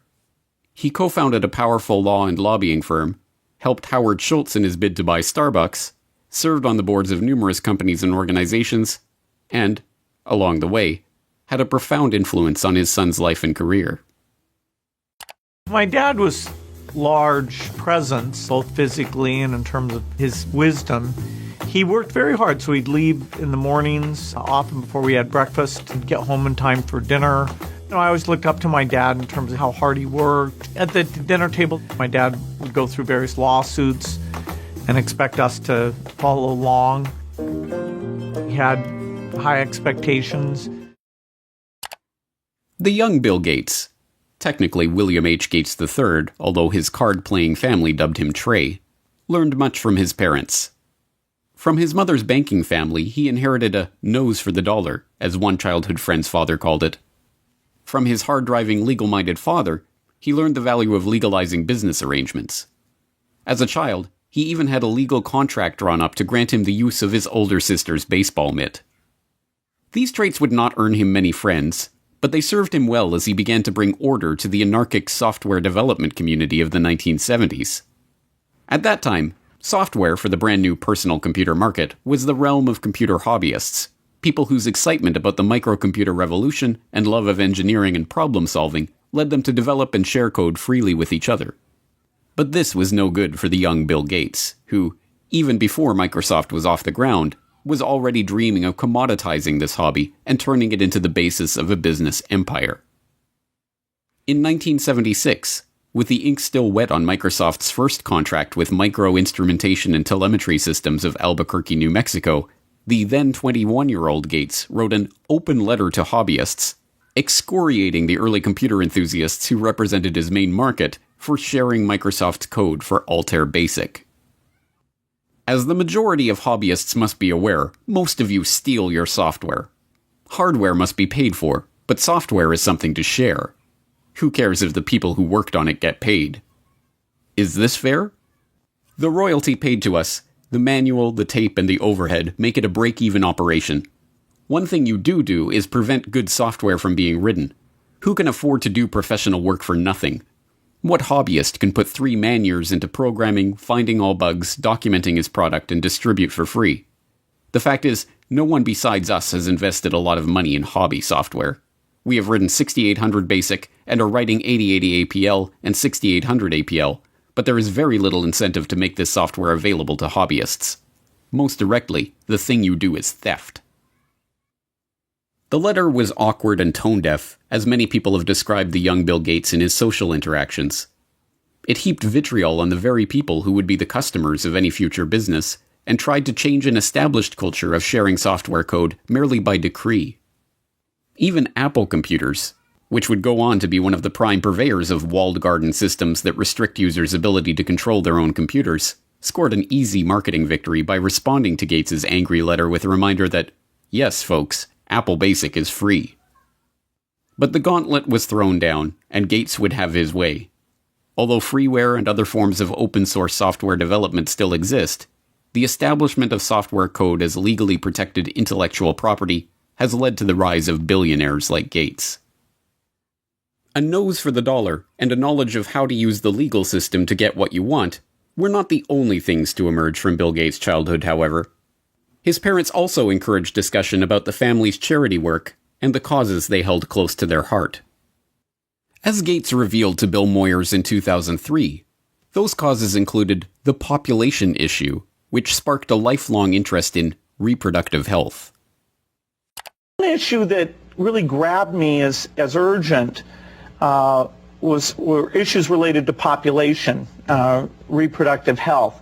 But did you come to reproductive issues as an intellectual? When I was growing up, my parents were always involved in various volunteer things. My dad was head of Planned Parenthood, and it was very controversial to be involved with that.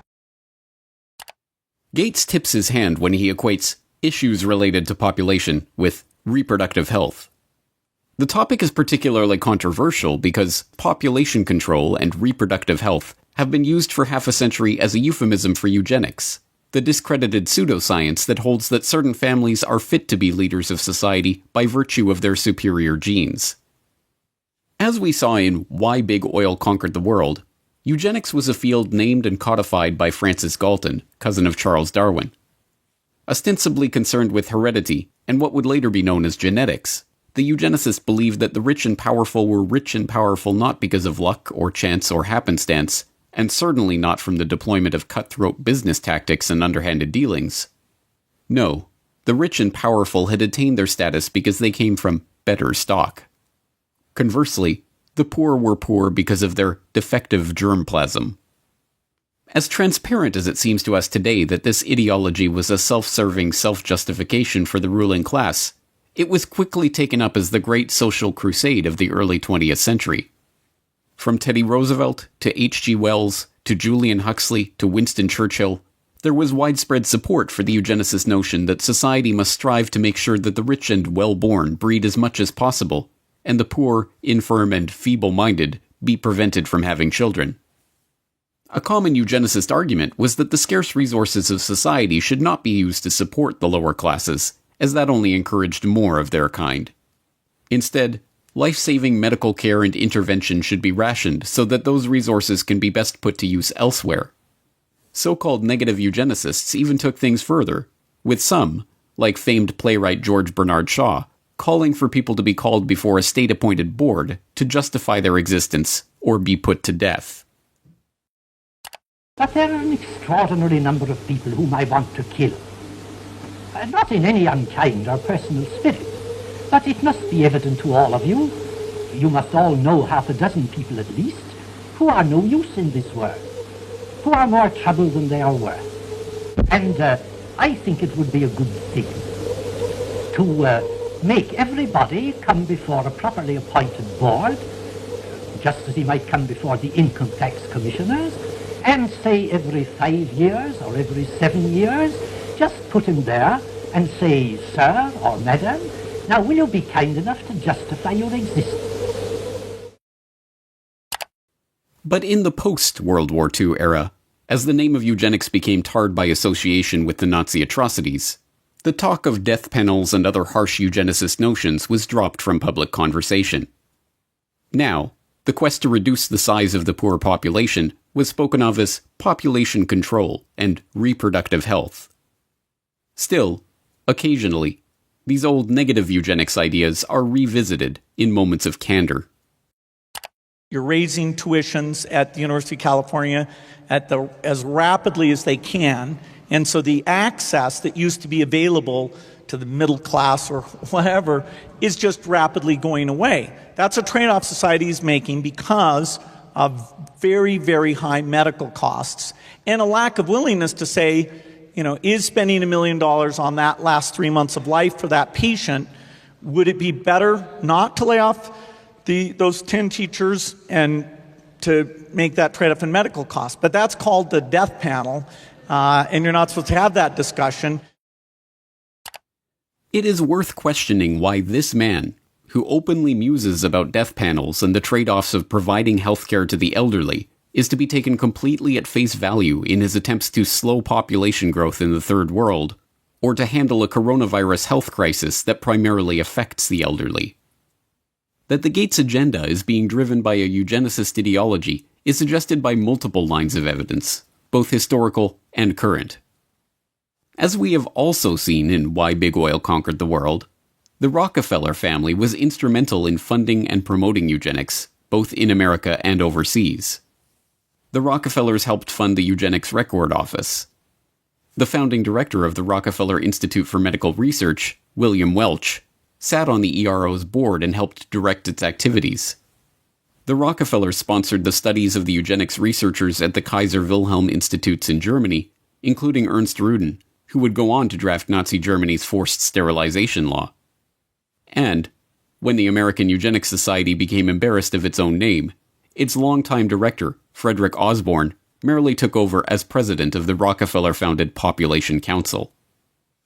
This dedication to the cause of public health did not escape the approving gaze of Bill Gates Sr. In a chapter of his 2009 book, Showing Up for Life, called Walking with Giants, he writes admiringly of the Rockefellers and their influence in the field. Every corner we've turned in the field of global health, we've found that the Rockefellers were already there and had been there for years. When we committed to childhood immunization, we found ourselves building on efforts the Rockefeller Foundation had helped launch and fund in the 1980s.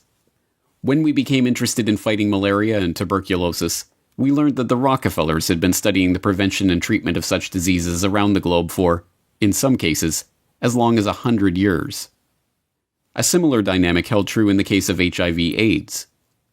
A lesson we learned from studying and working with the Rockefellers is that to succeed in pursuing audacious goals, you need like-minded partners with whom to collaborate.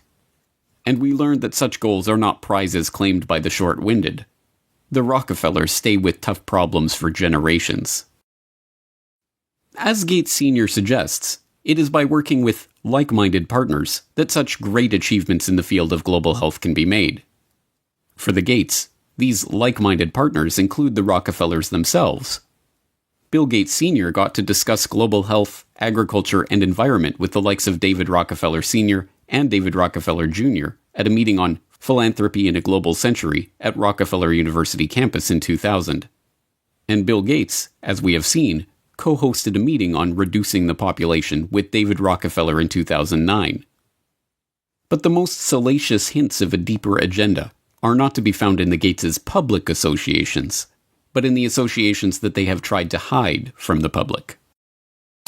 Jeffrey Epstein may be dead, but this story isn't. A shocking new report from the New York Times sheds light on the connection between Microsoft founder Bill Gates and the late Jeffrey Epstein. After Gates' name came up in connection with Epstein and MIT Media Lab, Gates gave a statement to the Wall Street Journal where he insisted he did not have any business relationship or friendship with Epstein. But new reporting from the New York Times outlines numerous meetings between Gates and Epstein and a conversation with Bill and Melinda Gates' foundation, a connection between their foundation and J.P. Morgan to set up a charitable fund that would financially benefit Epstein. You know what I want to know? Why?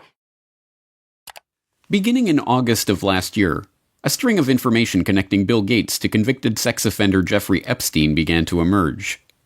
Flight logs revealed that Gates had flown on Jeffrey Epstein's private jet.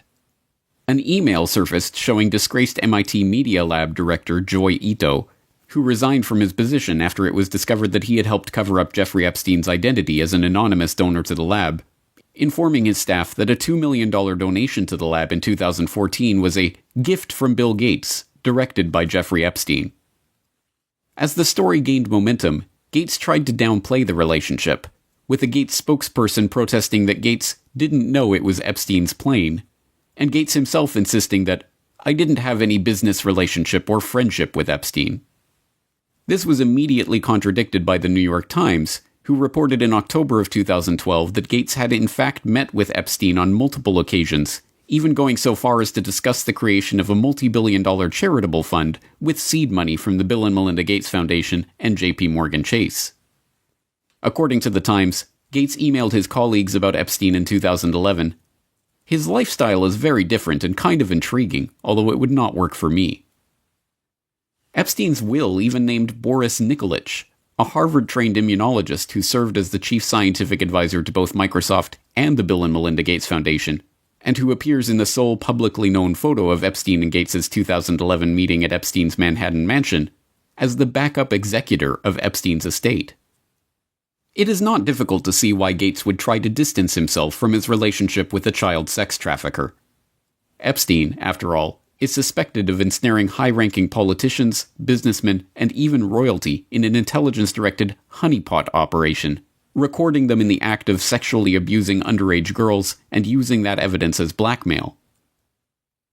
But, as it turns out, the attempt to suppress the Gates-Epstein story may have been an attempt to suppress the revelation of an altogether different shared interest.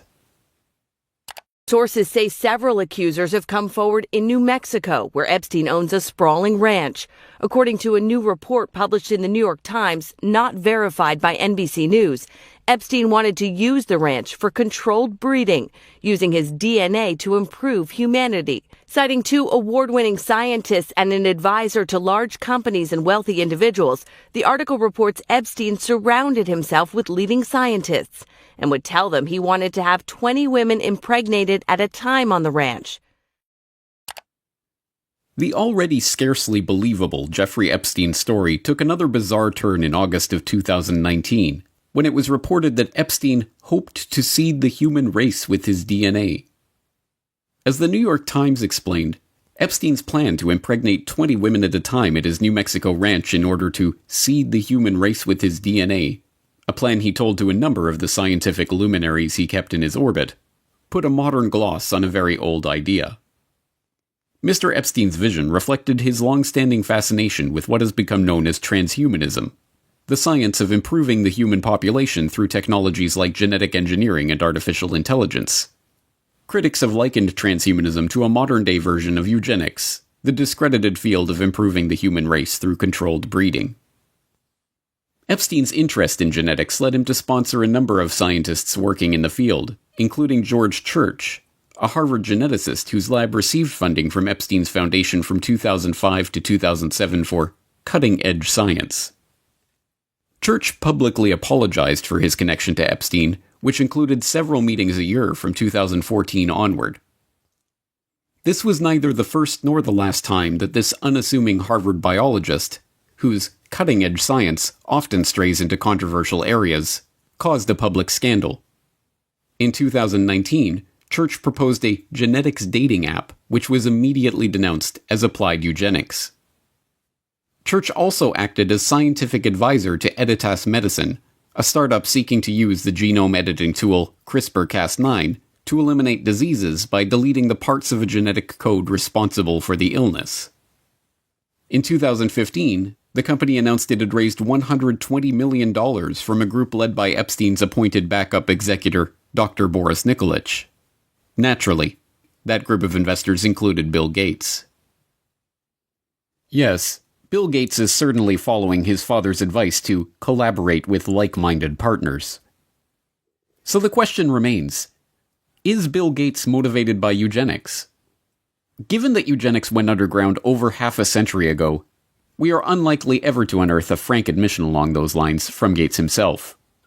After all, there are no longer any card-carrying members of the American Eugenics Society. The society was rebranded in the 1970s when, as the society's founder noted, it became evident that changes of a eugenic nature would be made for reasons other than eugenics, and that tying a eugenic label on them would more often hinder than help their adoption. But there was an American Eugenics Society in the 1920s, and it just so happened to boast a William H. Gates on its member roster. But perhaps that is just a coincidence. And there was an American Eugenics Society in the 1960s, when William H. Gates II was preceded as head of Planned Parenthood by Alan Guttmacher, who simultaneously served as the director of the American Eugenics Society. And perhaps it was coincidence that the Bill and Melinda Gates Foundation organized their London Summit on Family Planning, at which the Gates recommitted themselves to funding population control in the Third World, in July 2012, on the anniversary of the first International Eugenics Congress, held in London exactly 100 years prior. And perhaps it is reaching to compare the young Bill Gates' dating preferences to the genetic-based dating favored by modern-day eugenicists. I interviewed several women who had dated Bill just briefly, and one told me the very first question Bill asked her was, "What did you score on your SAT test?" You know, this is not exactly, you know, what a young woman wants to hear. For Bill Gates, though, he had scored a perfect 800 on his math portion of the SAT, and this was a matter of pride with him, and he wanted to make sure whoever he was dating, you know, had scored a pretty high grade. No, we cannot expect an answer about Bill Gates' true motives to come from Gates himself. By this point, the question of Bill Gates' intentions has been buried under the combined weight of hundreds of millions of dollars of paid PR spin. Like the Rockefellers before them, the Gates have long since learned the secret of enlarging their family fortune, not to mention their control over the human population, by donning the mask of philanthropy. There are many perspectives on Bill Gates. Depending on who you ask, he is a computer savant, a genius businessman, or a saintly philanthropist. But all of these perspectives have been brought to you through PR outlets founded or funded by the Bill and Melinda Gates Foundation. Bill Gates is no longer a subject for historians but hagiographers. Now we must confront the question of why this man is motivated to build such a web of control. Control over our public health agencies. And for all 193 member states, you must make vaccines a high priority in your health systems to ensure that all your children have access to existing vaccines now and to the new vaccines that have recently become available. Control over our identities. And the lack of an ID system is a problem, not just for the payment system, but also for voting and health and education and taxation. And so it's a wonderful thing to go in and create a broad identification system. Control over our transactions. Once financial flows go underground, where you have lots of legitimate transactions mixed in with the ones you want to track, and once they're going over a digital system that the U.S. has no connection to, it's far more difficult to find the transactions that you want to be aware of or that you want to block. And even control over our bodies. But we're going to have this intermediate period of opening up, and it won't be normal until we get an amazing vaccine to the entire world. We must confront the possibility that this quest for control comes not from a selfless spirit of generosity that never seemed to exist before he became a multi-billionaire, but from the same drive for money, the same desire for domination, and the same sense of superiority that motivated him on his way up the corporate ladder. But if the answer to the question, who is Bill Gates, is Bill Gates is a eugenicist, that tells us some important things about the world that we are living in. It tells us that Gates is deceiving the public into supporting his takeover of the world with a false front of philanthropy. It tells us that the goal of the Gates, like the goal of the Rockefellers before them, is not to improve the world for humankind, but to improve the world for their kind. And most importantly, it tells us that Bill Gates is no comic book supervillain, single-handedly directing all of the chaos that is unfolding in the world or single-handedly bringing his own order to that chaos. No, if Bill Gates is a eugenicist, driven by a belief in the superiority of himself and his fellow wealthy elitists, then what we are facing is not one man, or even one family, but an ideology. This is not a trivial point. One man, whatever his wealth, can be stopped easily enough. But even if Bill Gates were to be thrown in jail tomorrow, the agenda that has already been set in motion would continue without missing a beat. An entire infrastructure of researchers, labs, corporations, governmental agencies, and public health bodies exists, funded more often than not by Gates, but driven by the belief of all those millions of people working for these various entities that they are truly working in the best interest of the people. No, an ideology cannot be stopped by stopping one man. It can only be stopped when enough people learn the truth about this agenda and the world of total, pervasive control that is coming into view. If you have watched all 4 parts of this exploration on Bill Gates, then you are now one of the most informed people on the planet about the true nature of this agenda. You have seen how the takeover of public health has been used to railroad the world into a headlong rush toward mandatory vaccinations, biometric identification, and digital payments. You have seen how the pieces of this puzzle fit together, and how they represent a far greater threat to the future of humanity than any virus. Here is the good news. Armed with this information, you have the antidote to the scourge of this eugenicist ideology. The truth is that ideologies are viruses of the mind. They spread from person to person, infecting them with ideas that can lead to a disease of the body politic. But here is the even greater truth. Inoculations do work. Inoculations of truth against the lies of those spreading their poisonous ideology. If you have made it this far, it is incumbent on you to help inoculate those around you against the corrupt ideology of Bill Gates and all those who seek to control the population of the world. You must help to spread this information so that others have a chance to see the bigger picture and decide for themselves whether they are willing to roll up their sleeves and accept what is coming or not. But time is not on our side. Even as we speak, mass vaccination campaigns are being prepared. We are already building our plans to vaccinate the whole city of Chicago and working with others across the region on a major plan for this. We've bought syringes, we've bought cold boxes, we've planned out locations. Biometric identification schemes and immunity passports are already being rolled out. And so while we started with travel at our core, we're a biometric secure identity platform where it's always been about attaching your identity to your boarding pass at the airport, or your ticket to get into a sports stadium, or your credit card to buy a beer. And so now with the launch of Clear Health Pass, it's about attaching your identity to your COVID-related health insights for employers, for employees, for customers. Programs for tracking, tracing, and surveilling the entire population are already being beta tested. Today we are launching another useful tool that can supplement the critical detective work we are conducting in public health.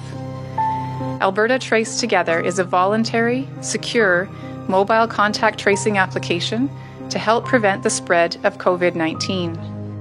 And the digital payment infrastructure, the system of financial exclusion that will allow governments to turn off our access to the economy at will, is being put into place. In order to avoid the risk of transmission through physical handling of money, we encourage the use of cashless transactions, such as mobile money, M-Pesa and otherwise, and credit cards.